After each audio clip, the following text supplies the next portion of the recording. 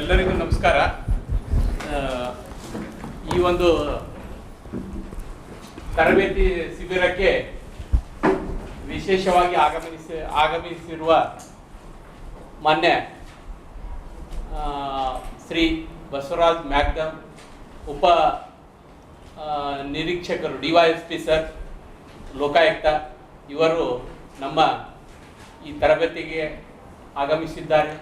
ತಮ್ಮ ಬಿಡುವಿಲ್ಲದ ಕೆಲಸಗಳ ಮಧ್ಯೆಯೂ ನಮಗೆ ಒಂದು ಈ ಬಹುಮುಖ್ಯವಾದ ತರಬೇತಿಯನ್ನು ನೀಡ್ತಾ ಇದ್ದಾರೆ. ಅವರಿಗೆ ಇಲಾಖೆ ಪರವಾಗಿ, ತಮ್ಮೆಲ್ಲರ ಪರವಾಗಿ ಒಂದು ಹೃತ್ಪೂರ್ವಕವಾದ ಸ್ವಾಗತವನ್ನು ಕೋರೋಣ.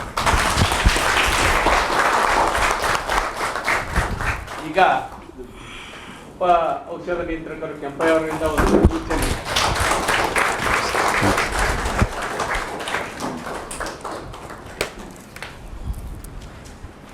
ಸರ್ದು ಒಂದು ಸ್ಮಾಲ್ ಇಂಟ್ರೊಡಕ್ಷನ್ ಕೊಡ್ತೀನಿ.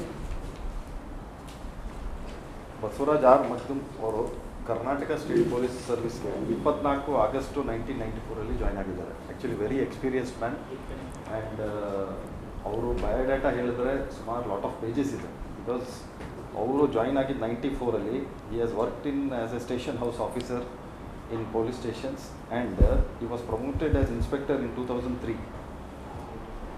He has joined, he has a various organizations ಅವ್ರಿಗೆ ಎಕ್ಸ್ಪೀರಿಯನ್ಸ್ ಇದೆ. ಪರ್ಟಿಕ್ಯುಲರ್ಲಿ CBI ಅವರು ಸುಮಾರು ವರ್ಷಗಳು ವರ್ಕ್ ಮಾಡಿದ್ದಾರೆ. ಸುಮಾರು 8 years he has worked in CBI also on deputation. CBI ಅಂತ ಯಾಕೆ ಹೇಳ್ತೀನಿ ಅಂದರೆ, ಅಲ್ಲಿ ಕೆಲಸ ಮಾಡಬೇಕಾದ್ರೆ ಎಲ್ರಿಗೂ ಪರ್ಮಿಷನ್ ಕೊಡೋದಿಲ್ಲ. ಭಾಳ rare. Their record should be outstanding and should be very good if you have to be appointed to or to be absorb in CBI. ಬಹುತೇಕ ನಾನು ಯಾಕೆ ಹೇಳ್ತಾ ಇದ್ದೀನಿ, ನಂಬರದವರು ಟ್ರೈ ಮಾಡಿದರು, ಬಟ್ ಅವರು IPS ಕ್ಯಾಡರಿಂದ ಟ್ರೈ ಮಾಡಿದರು. ಬಹುತೇಕ ಅವ್ರಿಗೆ ಆ ಟೈಮ್ಲಿ ಸಿಗಲಿಲ್ಲ, ಭಾಳ ಲೇಟಾಗಿ ಸಿಕ್ತು. ಬಟ್ ಯಾಕೆ ಹೇಳ್ತಾ ಇದ್ದೀನಿ ಅಂದರೆ, ಅವ್ರದ್ದು CRs, ಅವ್ರದ್ದು ಏನಿದೆ ಕಮಿಟ್ಮೆಂಟು, ಅವ್ರದ್ದು ವರ್ಕು ಎಲ್ಲ ನೋಡಿ CBIಲಿ they observe. And he has work nearly 8 years there. Similarly enforcement ಡೈರೆಕ್ಟರೇಟ್ಲಿ ಕೂಡ sir has worked in directorate Bangalore. And that to it's a very wide. ಈಗ ನೀವೆಲ್ಲ ನೋಡ್ತಾ ಇರ್ಬೋದು ಪೇಪರಲ್ಲಿ, ಎನ್ಫೋರ್ಸ್ಮೆಂಟ್ ಡೈರೆಕ್ಟರೇಟ್ ಅವರು ಎಷ್ಟು ಕಡೆ ರೈಡ್ಸ್ ಮಾಡ್ತಾ ಇದ್ದಾರೆ, ಎಷ್ಟು ಕಡೆ their influence is happening and how systems are working. We were not knowing about enforcement. 10 years back ಹೋದರೆ ಎನ್ಫೋರ್ಸ್ಮೆಂಟ್ ಡೈರೆಕ್ಟರೇಟ್ ಏನಿತ್ತು, ಅವ್ರ ಪವರ್ಸ್ ಏನಿತ್ತು, nobody was knowing. If you see day to day papers ಮತ್ತೆ ಕೂಡ ತುಂಬ ಕೇಸಸ್ ಆರ್ ಬೀನ್ ಡಿಟೆಕ್ಟೆಡ್. ಸುಮಾರು ಅವ್ರ experience is run in to. But ಒಂದು ಹೇಳ್ತೀನಿ, he has been awarded president medal in 2017 ಮತ್ತು ಚೀಫ್ ಮಿನಿಸ್ಟರ್ ಮೆಡಲ್ ಕೂಡ 1999 ಫಾರ್ ಡಿಟೆಕ್ಷನ್ ಆಫ್ ಕ್ರೈಮ್ಗೂ ಕೂಡ ಕೊಟ್ಟಿದ್ದಾರೆ. So I welcome him on behalf of the department and it is great opportunity for us to hear from him and his experience. I request him to kindly share his experience also and some of the cases, some of the good cases, if you can share, it will be always good. Thank you sir. Good morning everybody.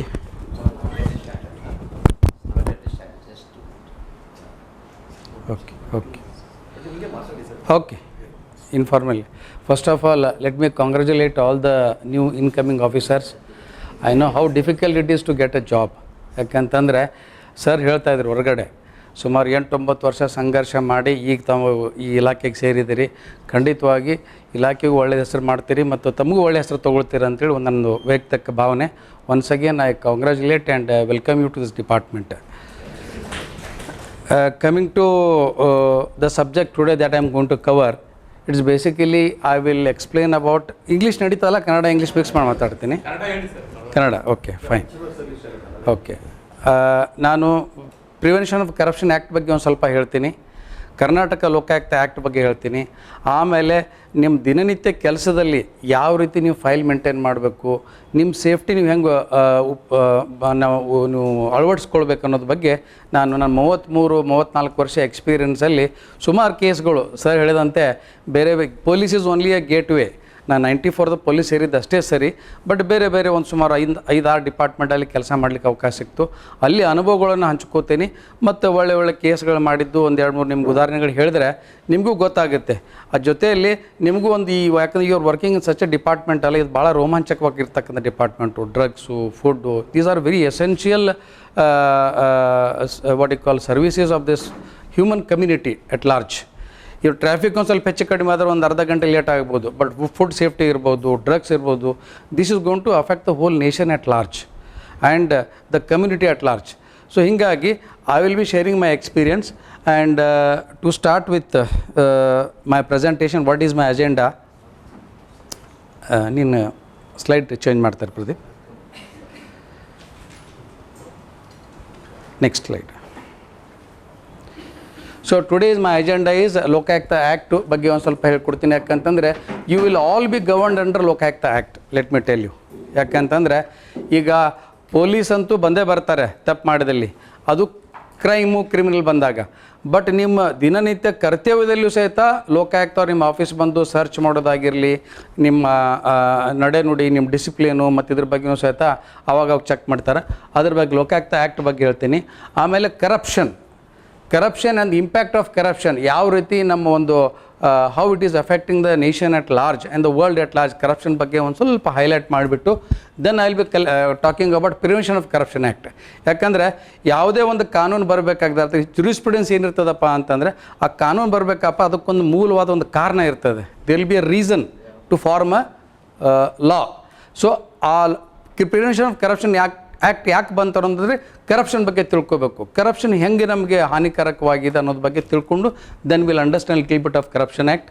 Then various laws and agencies to fight corruption. ಈ ಕರಪ್ಷನನ್ನು ತಡೆ ಹಿಡಿಲಿಕ್ಕೆ ಮತ್ತು ಅದನ್ನು ತಪ್ಪಿಸ್ತಾರೆ ಶಿಕ್ಷೆ ಕೊಡಲಿಕ್ಕೆ ಯಾವ್ಯಾವ ಕಾನೂನುಗಳಿದ್ದಾವೆ ಮತ್ತು ಯಾವ ಇಲಾಖೆಗಳಿದಾವೆ ಅನ್ನೋದ್ರ ಬಗ್ಗೆ ಒಂದು ಸ್ವಲ್ಪ, ಯಾಕಂದರೆ ಎಲ್ಲರಿಗೂ ಗೊತ್ತಿರೋಕ್ಕೆ ಸಾಧ್ಯ ಇಲ್ಲ. ನಾನು ಈ ಇಲಾಖೆಗೆ ಸೇರಿದಾಗ 94ರಲ್ಲಿ ಪೊಲೀಸ್ ಡಿಪಾರ್ಟ್ಮೆಂಟಲ್ಲಿ ಎಷ್ಟು ವಿಂಗಸ್ಗಳಿದಾವೆ ನನಗೆ ಗೊತ್ತಿರಲಿಲ್ಲ. ಪೊಲೀಸ್ ಬಂದ ನಂತರ ಬೇರೆ ಬೇರೆ ಡಿಪಾರ್ಟ್ಮೆಂಟ್ಗಳು ಎಷ್ಟಿದಾವೆ ಅನ್ನೋದ್ರ ಬಗ್ಗೆ ನನಗೆ ಇವತ್ತಿಗೂ ಗೊತ್ತಾಗಿಲ್ಲ. ಆಮೇಲೆ ಪೊಲೀಸ್ ಒಳಗೆ ಬಂದ ನಂತರ CBI ಅನ್ನೋದು ವಿಂಗಿಗೆ ಹೋಗ್ಬೋದು, EDಗೆ ಹೋಗ್ಬೋದು, ರಾಗ್ ಹೋಗ್ಬೋದು, IBಗೆ ಹೋಗ್ಬೇಕು ಅನ್ನೋದು ಗೊತ್ತಾಗಿರೋದೇ ಈ ಇಲಾಖೆಗೆ ಸೇರಿದ ನಂತರ. ಹಾಗೆ ನಿಮಗೆ ಒಂದು ಸ್ವಲ್ಪ ಯಾವ್ಯಾವ ಇಲಾಖೆಗಳಿದ್ದಾವೆ ಅನ್ನೋದ್ರ ಬಗ್ಗೆನೂ ಒಂದು ಸ್ವಲ್ಪ ನಿಮಗೊಂದು I just give a broad idea. Then will touch upon certain cases of prevention of corruption ಆ್ಯಕ್ಟಲ್ಲಿ ನೀವು ಯಾವುದಕ್ಕಂದ್ರೆ ಅದಕ್ಕೆ ಕಾರಣೀಭೂತರಾಗ್ಬೋದು ನಾಳೆ. ಯಾಕಂತಂದರೆ ನಿಮ್ಮ ದಿನನಿತ್ಯ ಕೆಲಸದಲ್ಲಿ ಪೆಂಡೆನ್ಸಿ ಆಫ್ ಫೈಲ್ ಇರ್ಬೋದು, ಅಥವಾ ನೀವು ಯಾರಾದರೂ ಕೆಲಸಗಳು ನೀವು ಸರ್ಚ್ ಮಾಡಿರ್ಬೋದು. ಆಗಲಿ ಸರ್ ವೈದ್ಯ ಸರ್ ಹೇಳಿದ್ದಾರೆ ಸರ್ಚು ಸೀಸರ್ ಯಾವ ರೀತಿ ಇರಬೇಕು, ಕೋರ್ಟ್ ಪ್ರೊಸೀಡಿಂಗ್ಸ್ ಹೆಂಗೆ ನಡೀತಾ ಅನ್ನೋದ್ರ ಬಗ್ಗೆ I discuss 1 or 2 important cases so that you get an broad idea. ಆಮೇಲೆ ಲೋಕಾಯುಕ್ತದಲ್ಲಿ ಮತ್ತು ನಮ್ಮ PC ಆ್ಯಕ್ಟ್ ಅಡಿಯಲ್ಲಿ ಯಾವ ಥರ ಕೇಸ್ ನಾವು ದಾಖಲೆ ಮಾಡ್ಕೋತೀವಿ, ಭಾಳ ತಿಳ್ಕೊಬೇಕು ನೀವು ಇದ್ರ ಬಗ್ಗೆ. ಯಾಕಂತಂದರೆ ನಿಮ್ಗೆ ಗೊತ್ತಿರಲ್ಲ, ಒಂದು ಸಲ ಟ್ರ್ಯಾಪ್ ಆಗಿಬಿಡ್ತೀರಿ. ಟ್ರ್ಯಾಪ್ ಆದಾಗ ಗೊತ್ತಾಗುತ್ತೆ ಸರ್ ನನಗೆ ಇದು ಕಾನೂನಿಗೆ ಗೊತ್ತಿರಲಿಲ್ಲ ಸರ್, ನನಗೆ ಅಂಥ ಒಂದು ಅನುಭವ ಆಗಬಾರ್ದು ಅಂತೇಳಿ I will also discuss the types of cases registered by Lokayukta police wing against public servants ಬಗ್ಗೆ ಒಂದು ಡಿಸ್ಕಸ್ ಮಾಡ್ತೀನಿ. ಕೊನೆಯದಾಗಿ ಅಸೆಟ್ಸ್ ಆ್ಯಂಡ್ ಲಯಬಿಲಿಟೀಸು ಕವರ್ ಮಾಡ್ತೀನಿ. So this is our agenda. Around 5-6 points ಇದ್ದಾವೆ. ಇದ್ರ ಬಗ್ಗೆ ನಾನು ಇವತ್ತು ಕವರ್ ಮಾಡ್ಕೋತೀನಿ. First of all will start with impact of corruption. ಈಗ ನಿಮ್ಗೆ ಹೇಳಿದ್ನಲ್ಲ, ಕರಪ್ಷನ್ ಬಗ್ಗೆ ತಿಳ್ಕೊಬೇಕಾದ್ರೆ ಕರಪ್ಷನ್ ಕಾನೂನು ಬಗ್ಗೆ ತಿಳ್ಕೊಬೇಕಾದ್ರೆ ಈ ಕಾನೂನು ಯಾಕೆ ಬತ್ತು ಅನ್ನೋದ್ರ ಬಗ್ಗೆ ನಾವು ತಿಳ್ಕೊಬೇಕು. ಕರಪ್ಷನಿಂದ ಆಗ್ತಕ್ಕಂಥ ಅನಾಹುತಗಳು ಏನು ಅನ್ನೋದ್ರ ಬಗ್ಗೆ ಇಲ್ಲಿ ಒಂದಿಷ್ಟು case, most of this cases ನಾನು ಕೆಲವೊಂದು ಇನ್ವೆಸ್ಟಿಗೇಷನ್ ಮಾಡಿರ್ತಕ್ಕಂಥ ಪ್ರಕರಣಗಳಿದ್ದಾವೆ. First of all let's talk about mining and coals cases.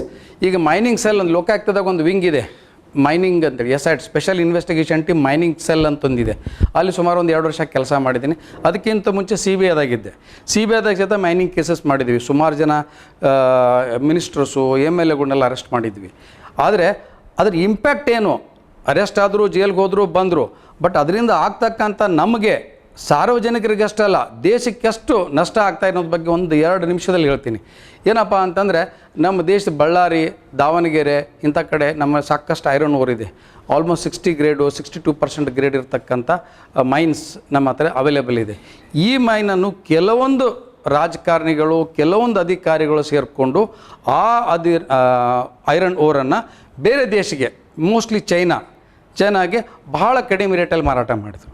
ಹಿಂಗೆ ಆಗೋದ್ರಿಂದ ಏನಾಗ್ತದಪ್ಪ ಅಂತಂದರೆ ನಮ್ಮ ದೇಶ ಬಡತನ ಆಗ್ತದೆ. ನಾವು ಐರನ್ ಓರ್ ಅವ್ರಿಗೆ ಕೊಟ್ಟು ಅವರಿಂದ ನಾವು ಸ್ಟೀಲ್ ಪರ್ಚೇಸ್ ಮಾಡಿದ್ರೆ ಅದರ ಅರ್ಥ ಏನು? ನಮ್ಮಲ್ಲಿ ಅನ್ಎಂಪ್ಲಾಯ್ಮೆಂಟ್ ಆಯಿತಾ? ನಮ್ಮಲ್ಲಿ ಇರ್ತಕ್ಕಂಥ ಬಂಗಾರದಂಥ ಇರ್ತಕ್ಕಂಥ ಅದಿರನ್ನು ನಾವು ಅವ್ರಿಗೆ ಕಡಿಮೆ ರೇಟಲ್ಲಿ ಕೊಟ್ಟು ನಮ್ಮಲ್ಲಿ ಅನ್ಎಂಪ್ಲಾಯ್ಮೆಂಟು ಆಯಿತು, ನಮಗೆ ಲಾಸು ಆಯಿತು. This is one small impact of mining, illegal mining. ಹೀಗಾಗಿ ಲಕ್ಷಾಂತರ ಕೋಟಿ ನಷ್ಟ ಆಗಿದೆ. ಆ ಕೇಸಲ್ಲಿ ನಾವು ಸುಮಾರು ಮಿನಿಸ್ಟ್ರುಗಳನ್ನ ಅರೆಸ್ಟ್ ಮಾಡಿದ್ದೀವಿ, ಸರ್ಚ್ ಮಾಡಿದ್ದೀವಿ, ಸೀಸರ್ ಮಾಡಿದ್ದೀವಿ, ಆಮೇಲೆ ಪ್ರಾಪರ್ಟೀಸ್ಗಳು ಅಟ್ಯಾಚ್ ಮಾಡಿದ್ದೀವಿ. That is the impact of mining. Coming to public ಸೆಕ್ಟ್ರಲ್ಲಿ, ಈಗ ನಾನು CBIದಾಗಿದ್ದಾಗ ಒಂದು HALದು ಒಂದು ಕೇಸ್ ಪ್ರಕರಣ ತನಿಖೆ ಮಾಡಿದ್ದೆ. HAL ಗೊತ್ತಲ್ಲ ನಿಮಗೆ, ಹಿಂದೂಸ್ತಾನ್ ಏರೋನಾಟಿಕ್ಸ್ ಲಿಮಿಟೆಡ್. ಅದು that is one of the biggest public sector unit after railways. ಸುಮಾರು ಇಲ್ಲಪ್ಪ ಅಂದರೆ 25-30 ಸಾವಿರ ಜನ ಅಲ್ಲಿ ಕೆಲಸ ಮಾಡ್ತಾ ಇದ್ದಾರೆ. ಅಲ್ಲಿ they import lot of foreign equipments to manufacture aircraft or doors to the Boeing aircraft. ಈ ಇಂಪೋರ್ಟ್ ಮಾಡಬೇಕಾದ್ರೆ HAL ಅಧಿಕಾರಿಗಳು ಮತ್ತು ಮಧ್ಯವರ್ತಿಗಳು ಸೇರಿ ಒಂದು ಸ್ಕ್ರೂ, ಯಾವುದು ಡಿಫ್ರೆಂಟ್ ಹೊಲ ಇರ್ತದೆ. It cannot be a normal screw. ನಮಗಿಲ್ಲಿ ಚಿಕ್ಕಪೇಟೆ ಅಥವಾ ಹಾರ್ಡ್ವೇರ್ ಸಿಕ್ತಂಥ ಸ್ಕ್ರೂ ಇರಲ್ಲ ಅದು. ಯಾಕಂದ್ರೆ ಏರ್ಕ್ರಾಫ್ಟ್ ಹಾಕಬೇಕಪ್ಪ ಅಂದ್ರೆ ಸ್ಕ್ರೂ ಏನಿರ್ತಾವಲ್ಲ different, it is manufactured with multiple metals ಎಲ್ಲ ಮಿಕ್ಸ್ ಮಾಡಿ. ಆ ಒಂದು ಸ್ಕ್ರೂ ಇಂಪೋರ್ಟ್ ಮಾಡಲಿಕ್ಕೆ ಒಂದು ಸಣ್ಣ ಉದಾಹರಣೆ ಹೇಳ್ತಾ ಇದ್ದೀನಿ. ಇಂಪೋರ್ಟ್ ಮಾಡಲಿಕ್ಕೆ ನಮ್ಮಲ್ಲಿ ಅದನ್ನು ಎಲ್ಲ ನಮ್ಮದು ಮೆಟಲ್ಸ್ ತಂದು ನಾವು ಮ್ಯಾನುಫ್ಯಾಕ್ಚರ್ ಮಾಡಿದರೆ ಅದರ ಕಿಮ್ಮತ್ತು 400 ರೂಪಾಯಿ ಆಗ್ತಿತ್ತು ಒಂದು ಸ್ಕ್ರೂದು. ಬಟ್ ಅದನ್ನು ಪರ್ಚೇಸ್ ಮಾಡಿದ್ದು 11,000 ರೂಪಾಯಿಗೆ. This is the level of corruption that happens in public sector. ಅರ್ಥ ಮಾಡ್ಕೊಂಡು 400 ರೂಪಾಯಿ ಸ್ಕ್ರೂ ನಮ್ಮ HAL ಪ್ರೊಕ್ಯೂರ್ ಮಾಡಬೇಕಾಗಿರೋದು 11,000 ರೂಪಾಯಿಗೆ ಪ್ರೊಕ್ಯೂರ್ ಮಾಡ್ಕೊಂಡು ಬರೀ ಒಂದು ಸ್ಕ್ರೂ ಬಗ್ಗೆ ಮಾತಾಡ್ತಾ ಇದ್ದೀನಿ ನಾನು. ಇದೇ ರೀತಿ ಬೋಫರ್ ಸ್ಕ್ಯಾಮು ಆಗಿತ್ತು. ಇದೇ ರೀತಿ ಇದೊಂದು ಸ್ಕ್ರೂ ಉದಾಹರಣೆ ನಿಮ್ಗೆ ಹೇಳಬೇಕಪ್ಪ ಅಂತಂದರೆ, ಈ ರೀತಿ ಪ್ರತಿಯೊಂದು ಏರ್ಕ್ರಾಫ್ಟ್ಗೆ ಬೇಕಾಗಿರ್ತಕ್ಕಂಥ ಮಷಿನರಿನಲ್ಲಿ ಕರಪ್ಷನ್ ನಡೆದರೆ ನಮ್ಮ ದೇಶದ ದುಡ್ಡು ಹೊರಗಡೆ ಹೋಗೋದು ಸಹಜ. ಹೊರಗಡೆ ಹೋದ್ರೆ ಅಂದ್ರೆ ದೇಶ ಬಡತನ ಆಗ್ತದೆ. ಹೀಗಾಗಿ ಅಬೌಟ್ HAL ಇದು ಕೇಸ್ ನಾನೇ ಇನ್ವೆಸ್ಟಿಗೇಷನ್ ಮಾಡಿದ್ದೆ. ಸುಮಾರು 4 ಜನ ಆಫೀಸರ್ಸ್ಗಳನ್ನ HAL ಆಫೀಸರ್ಸ್ನ ಅರೆಸ್ಟ್ ಮಾಡಿ ಕನ್ವಿಕ್ಷನ್ ಸಹಿತ ಆ ಕೇಸಲ್ಲಿ ಆಗಿತ್ತು. ದೆನ್ ಕಮಿಂಗ್ ಟು ದ ಈ ಎಕಾನಮಿ, ನಿಮ್ಗೆ ಗೊತ್ತಿರಲಿ ನಮ್ಮ ದೇಶದಲ್ಲಿ ಬ್ಲ್ಯಾಕ್ ಮತ್ತು ವೈಟ್ ಎಕಾನಮಿ ಅಂತ ಇರ್ತದೆ. You will not believe 60% of our today's economy is running without proper banking channel. ಈ ಹವಾಲಾ ಟ್ರಾನ್ಸಾಕ್ಷನ್ಸ್ ಅಂತೀವಿ ಏನು ರೀ, ಕ್ಯಾಶಲ್ಲಿ ಟ್ರಾನ್ಸಾಕ್ಷನ್ಸ್ ಆಗ್ತಕ್ಕಂಥವು. ಈಗ ನೋಡಿ, ನೀವು ಯಾರೋ ಒಂದು ಎಕರೆ ಜಮೀನು ತೊಗೊಂಡ್ರೂ ಸಹಿತ ಆ ಜಮೀನು ಬೆಲೆ ಗೈಡೆನ್ಸ್ ವ್ಯಾಲ್ಯೂ ಇರೋದು 8 ಲಕ್ಷ ರೂಪಾಯಿ ಇರ್ತದೆ. ಆದರೆ ಅದರ ಆ್ಯಕ್ಚುಯಲ್ ವ್ಯಾಲ್ಯೂ 80 ಲಕ್ಷ ಇರ್ತದೆ. ಸೊ ನೀವು ಎಷ್ಟು ಆಲ್ಮೋಸ್ಟ್ 72 ಲಕ್ಷ ಕ್ಯಾಶ್ ಟ್ರಾನ್ಸಾಕ್ಷನ್ಸ್ ಆಗ್ತಾಯಿದೆ. ಹಿಂಗೆ ಅನ್ಅಕೌಂಟೆಡ್ ಟ್ರಾನ್ಸಾಕ್ಷನ್ ಆಗೋದರಿಂದ, ಬ್ಯಾಂಕಿಂಗ್ ಚಾನಲ್ದಿಂದ ಟ್ರಾನ್ಸಾಕ್ಷನ್ ಆಗದೇ ಇರೋದರಿಂದ ನಮ್ಮ ಸರ್ಕಾರಕ್ಕೆ ಭಾಳ ನಷ್ಟ ಆಗ್ತದೆ. ಯಾಕಂತಂದರೆ ಇನ್ಕಮ್ ಟ್ಯಾಕ್ಸ್ ಬರಲ್ಲ, ಬರಬೇಕಾಗಿ GST ಬರಲ್ಲ, ಆಮೇಲೆ ನಮಗೆ ಸರ್ಕಾರಕ್ಕೆ ಬೇಕಾಗಿದ್ದ ಆದಾಯಗಳು ಬರದೇ ಇರೋದಕ್ಕೆ ಇದು ಒಂದು ಕಾರಣ. So corruption will impact the country at large. Then unemployment. ಈಗ ನಿಮ್ಮದೇ ಒಂದು ಉದಾಹರಣೆ ತೊಗೊಳ್ಳಿ. ಇವತ್ತು ಎಷ್ಟೊಂದು ವೇಕೆನ್ಸಿಗಳಿದ್ದಾವೆ ನಿಮ್ಮ ಡಿಪಾರ್ಟ್ಮೆಂಟಲ್ಲಿ ಸರ್ ಹೇಳ್ತಾಯಿದ್ರು, ಎಷ್ಟೊಂದು ವೇಕೆನ್ಸಿಗಳಿದ್ದಾವೆ. ಯಾಕೆ ಫಿಲಪ್ ಆಗ್ತಾ ಇಲ್ಲಪ್ಪ ಅಂತಂದರೆ ಸರ್ಕಾರಗೇನು ಮನಸ್ಸಿಲ್ಲ ಅಂತಲ್ಲ, ಅವ್ರಿಗೆ ಮನಸ್ಸಿದೆ ಎಂಪ್ಲಾಯ್ಮೆಂಟ್ ಮಾಡ್ಕೋಬೇಕಪ್ಪಾದ್ರೆ. ಮಾಡಿಕೊಂಡ್ರೆ ಕೊಡಲಿಕ್ಕೆ ಸಂಬಳಕ್ಕೆ ದುಡ್ಡಿಲ್ಲ. ಯಾಕೆ? ಇವೆಲ್ಲ ಕರಪ್ಷನ್ನು, ಆಮೇಲೆ ಈ ಪ್ಯಾರಲಲ್ ಎಕಾನಮಿ ಅಂತೀವಲ್ಲ, ಬ್ಲ್ಯಾಕ್ ಎಕಾನಮಿ, ಇದು ಒಂದು ಕಾರಣ. ಹೀಗಾಗಿನೇ ಯಾಕಂದರೆ ಯಾವ ಸರ್ಕಾರ ಒಂದು ಅವ್ರ ಪೀರಿಯಡಲ್ಲಿ ಒಂದು 50,000 ಜನರಿಗೋ 20,000 ಜನರಿಗೆ 25,000 ಜನರಿಗೆ ಕೊಟ್ರಪ್ಪ ಅಂದ್ರೆ ಒಳ್ಳೆ ಹೆಸರಾಗುತ್ತೆ. ತೊಗೋಬೇಕಂತ ಆಸೆ ಇದೆ, ಬಟ್ ತೊಗೊಂಡ್ರೆ ಕೊಡ್ಲಿಕ್ಕೆ ಸಂಬಳಕ್ಕೆ ದುಡ್ಡಿಲ್ಲ. ಕಾರಣ ಕರಪ್ಷನ್. ದೆನ್ ಇನ್ನೂ ಒಂದು ಸ್ವಲ್ಪ ಸೂಕ್ಷ್ಮವಾಗಿ ಹೇಳೋದಪ್ಪ ಅಂತಂದರೆ, ಈಗ ಕರಪ್ಷನ್ನಿಂದ ಏನು ಆಗ್ತದೆ ಅನ್ನೋದ್ರ ಬಗ್ಗೆ ಉದಾಹರಣೆ ನಿಮ್ಮ ಕಣ್ಮುಂದೆ ಇದೆ. ಇತ್ತೀಚೆಗೆ ನೀವು ಬಾಂಗ್ಲಾದೇಶಲ್ಲಿ ನೋಡಿದ್ರಿ, ಏನಾಯಿತು? ಸರ್ಕಾರ ಬಿದ್ದು ಹೋಯಿತು, ಕೆಯಾಸ್ ಕ್ರಿಯೇಟ್ ಆಯಿತು, ಲೂಟ್ ಮಾರಾಯಿತು, ಅಂಗಡಿಗಳು, ಮಾಲ್ಗಳು, ಬ್ಯಾಂಕ್ಗಳು ಎಲ್ಲ ಲೂಟ್ ಮಾಡಿದ್ದಾರೆ. ನಿಮಗೆ ಪೇಪರ್ದಾಗ ನೋಡಿದ್ದು ಬರೀ 25-30% ಅಷ್ಟೇ.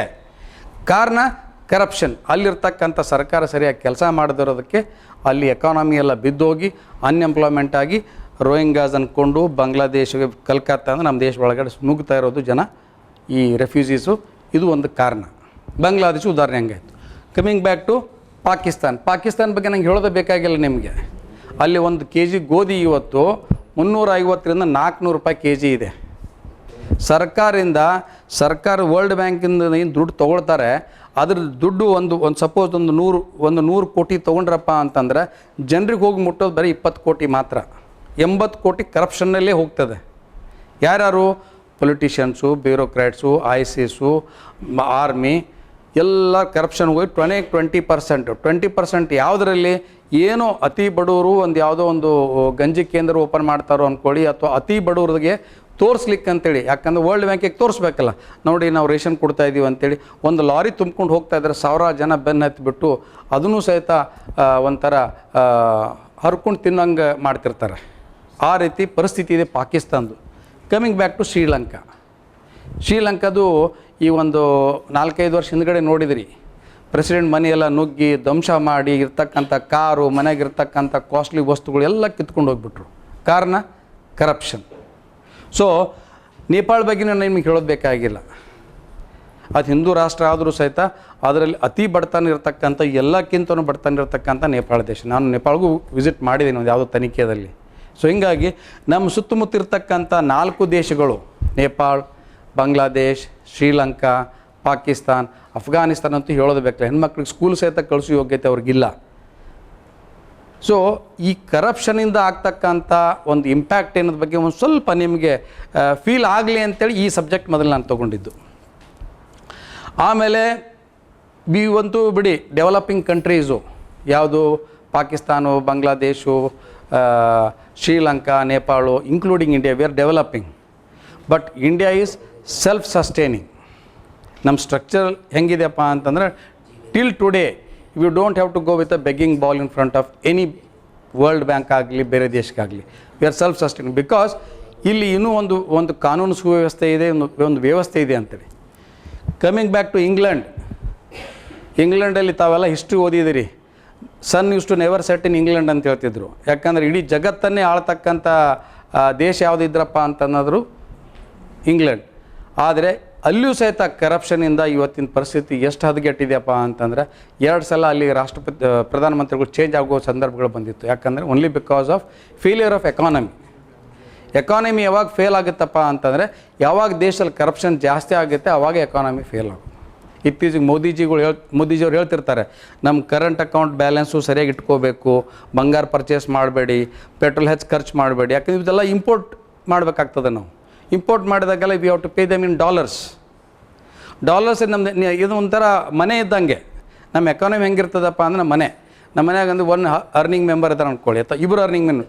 ಸೊ ಇಬ್ಬರದ್ದು ಕೂಡಿ ಒಂದು ಕರೆಂಟ್ ಅಕೌಂಟ್ ಇರ್ತದೆ, ಮನೆ ಕಟ್ಟಬೇಕು, ಆಮೇಲೆ ಮಕ್ಕಳು ಎಜುಕೇಷನ್ ನೋಡ್ಕೋಬೇಕು, ಮನೆ ನಡೆಸಬೇಕು, ಮನೆಗೆ ಬೇಕಾಗಿರೋ ಸಾಮಗ್ರಿಗಳು ತರಬೇಕಪ್ಪ, ಒಂದು ಅಕೌಂಟ್ ಇಟ್ಕೊಂಡು ಅದರಿಂದ ಖರ್ಚು ಮಾಡ್ತಾ ಇರ್ತೀವಿ.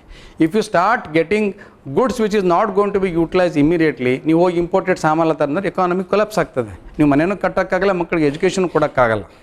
ಹೀಗಾಗಿ ಮೋದಿಜಿಯವ್ರು ಹೇಳೋದ್ರಲ್ಲಿ ಭಾಳ ಅರ್ಥ ಇದೆ ಅದರಲ್ಲಿ. ಯಾಕಂದರೆ ವರ್ಲ್ಡ್ ಎಕಾನಮಿ ಜೋಡಿ ಕಂಪೇರ್ ಮಾಡಿದರೆ we have to cut on imports.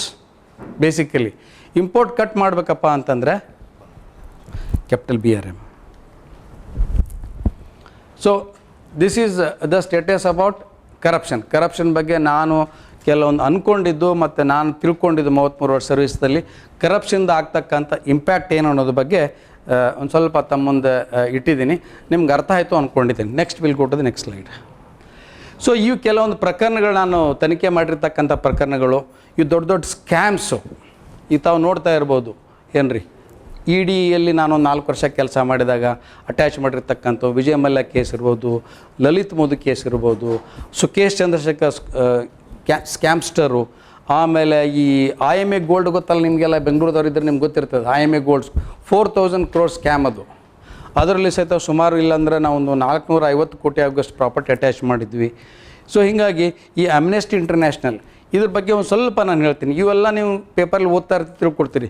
Amnesty international ಬಗ್ಗೆ ನಾನು ಹೇಳಲೇಬೇಕು. ಯಾಕಂದರೆ ಐ ಆಮ್ ಬೇಸಿಕಲಿ ಫೋಕಸಿಂಗ್ ಸಣ್ಣ ಪುಟ್ಟು ಅಪರಾಧಗಳಾಗ್ತವೆ ಏನ್ರಿ, ಅದ್ರ ಬಗ್ಗೆ ಪೊಲೀಸರಿದ್ದಾರೆ, ನೀವು ಇದರಿ ಹಿಡಿತೀರಿ, ಅರೆಸ್ಟ್ ಮಾಡ್ತೀರಿ, ಕೋರ್ಟ್ ಮೇಲೆ ಪ್ರೊಡ್ಯೂಸ್ ಮಾಡ್ತೀರಿ, ಶಿಕ್ಷೆ ಆಗ್ತದೆ.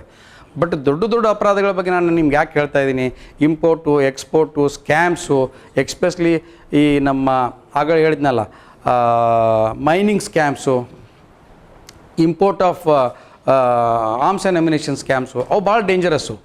ಈ ಆಮ್ನೆಸ್ಟಿ ಇಂಟರ್ನ್ಯಾಷನಲ್ ಬಗ್ಗೆ ಹೇಳಬೇಕು. ನಾನು EDಯಲ್ಲಿದ್ದಾಗ ಈ ತನಿಖೆ ಮಾಡ್ತಾಯಿದ್ದೆ ನಾನು. ಈ ಆಮ್ನೆಸ್ಟಿ ಇಂಟರ್ನ್ಯಾಷನಲ್ ಏನಪ್ಪ ಅಂದರೆ ಕೇಸು, ಯಾಕಂತಂದರೆ ಈಗ ನೀವು ಡ್ರಗ್ಸ್ ಆ್ಯಂಡ್ ಫುಡ್ ಸೇಫ್ಟಿ ಅಷ್ಟೇ ಅಲ್ಲ ನಿಮ್ಮ ಡಿಪಾರ್ಟ್ಮೆಂಟು, ನಿಮ್ಮದು ದೇಶಕ್ಕೆ ಒಂದು ಅಸೆಟ್ ಇದ್ದಂಗೆ. ಯಾಕಂದರೆ ನೀವು you are liable to not only your food and drugs department ಅಷ್ಟೇ ಅಲ್ಲ, you will also be responsible for the country's development, safety. ಯಾಕಂದ್ರೆ ನಿಮ್ಗೆ ಇಂಥವು ಯಾವ್ರ ನಿಮ್ಮ ಗಮನಕ್ಕೆ ಬಂತಪ್ಪ ಅಂತಂದ್ರೆ ಸಂಬಂಧಪಟ್ಟ ಇಲಾಖೆ ಯಾವ ಮುಖಾಂತರ ತಿಳಿಸ್ತಿರೋ ಗೊತ್ತಿಲ್ಲ, ನೀವು ತಿಳಿಸ್ಲೇಬೇಕು. ಹಿಂಗೆ ಯಾವುದೊಂದು ಸ್ಕ್ಯಾಮ್ ಆಗ್ತಾಯಿದೆ, ಒಂದು ಯಾವುದೋ ದೊಡ್ಡ ಪ್ರಮಾಣದಾಗ, ಫಾರ್ ಎಕ್ಸಾಂಪಲ್ ನೋಡಿ IMS ಸ್ಕ್ಯಾಮು, ಅದು 4,000 ಕೋಟಿ ಆಗುವವರೆಗೆ ಯಾರು ರಿಪೋರ್ಟೇ ಮಾಡಿಲ್ಲ. ಎಷ್ಟೋ ಪೊಲೀಸ್ ಅಧಿಕಾರಿಗಳು ಸಹಿತ ಇನ್ವೆಸ್ಟ್ ಮಾಡಿದರು. ಗೊತ್ತಿತ್ತು ಕೆಲವೊಬ್ಬರಿಗೆ, ರಾಜಕಾರಣಿಗಳಿಗೆ ಗೊತ್ತಿತ್ತು, ಕೆಲವರು ಅಧಿಕಾರಿಗಳಿಗೆ ಗೊತ್ತಿತ್ತು, ಪೊಲೀಸವ್ರಿಗೂ ಗೊತ್ತಿತ್ತು, ರಿಪೋರ್ಟ್ ಮಾಡಲಿಲ್ಲ. ಅವರೆಲ್ಲ ದುಡ್ಡು ತೊಗೊಂಡು ಸುಮ್ಮನೆ ಕೊಡ್ತಾಯಿದ್ರು.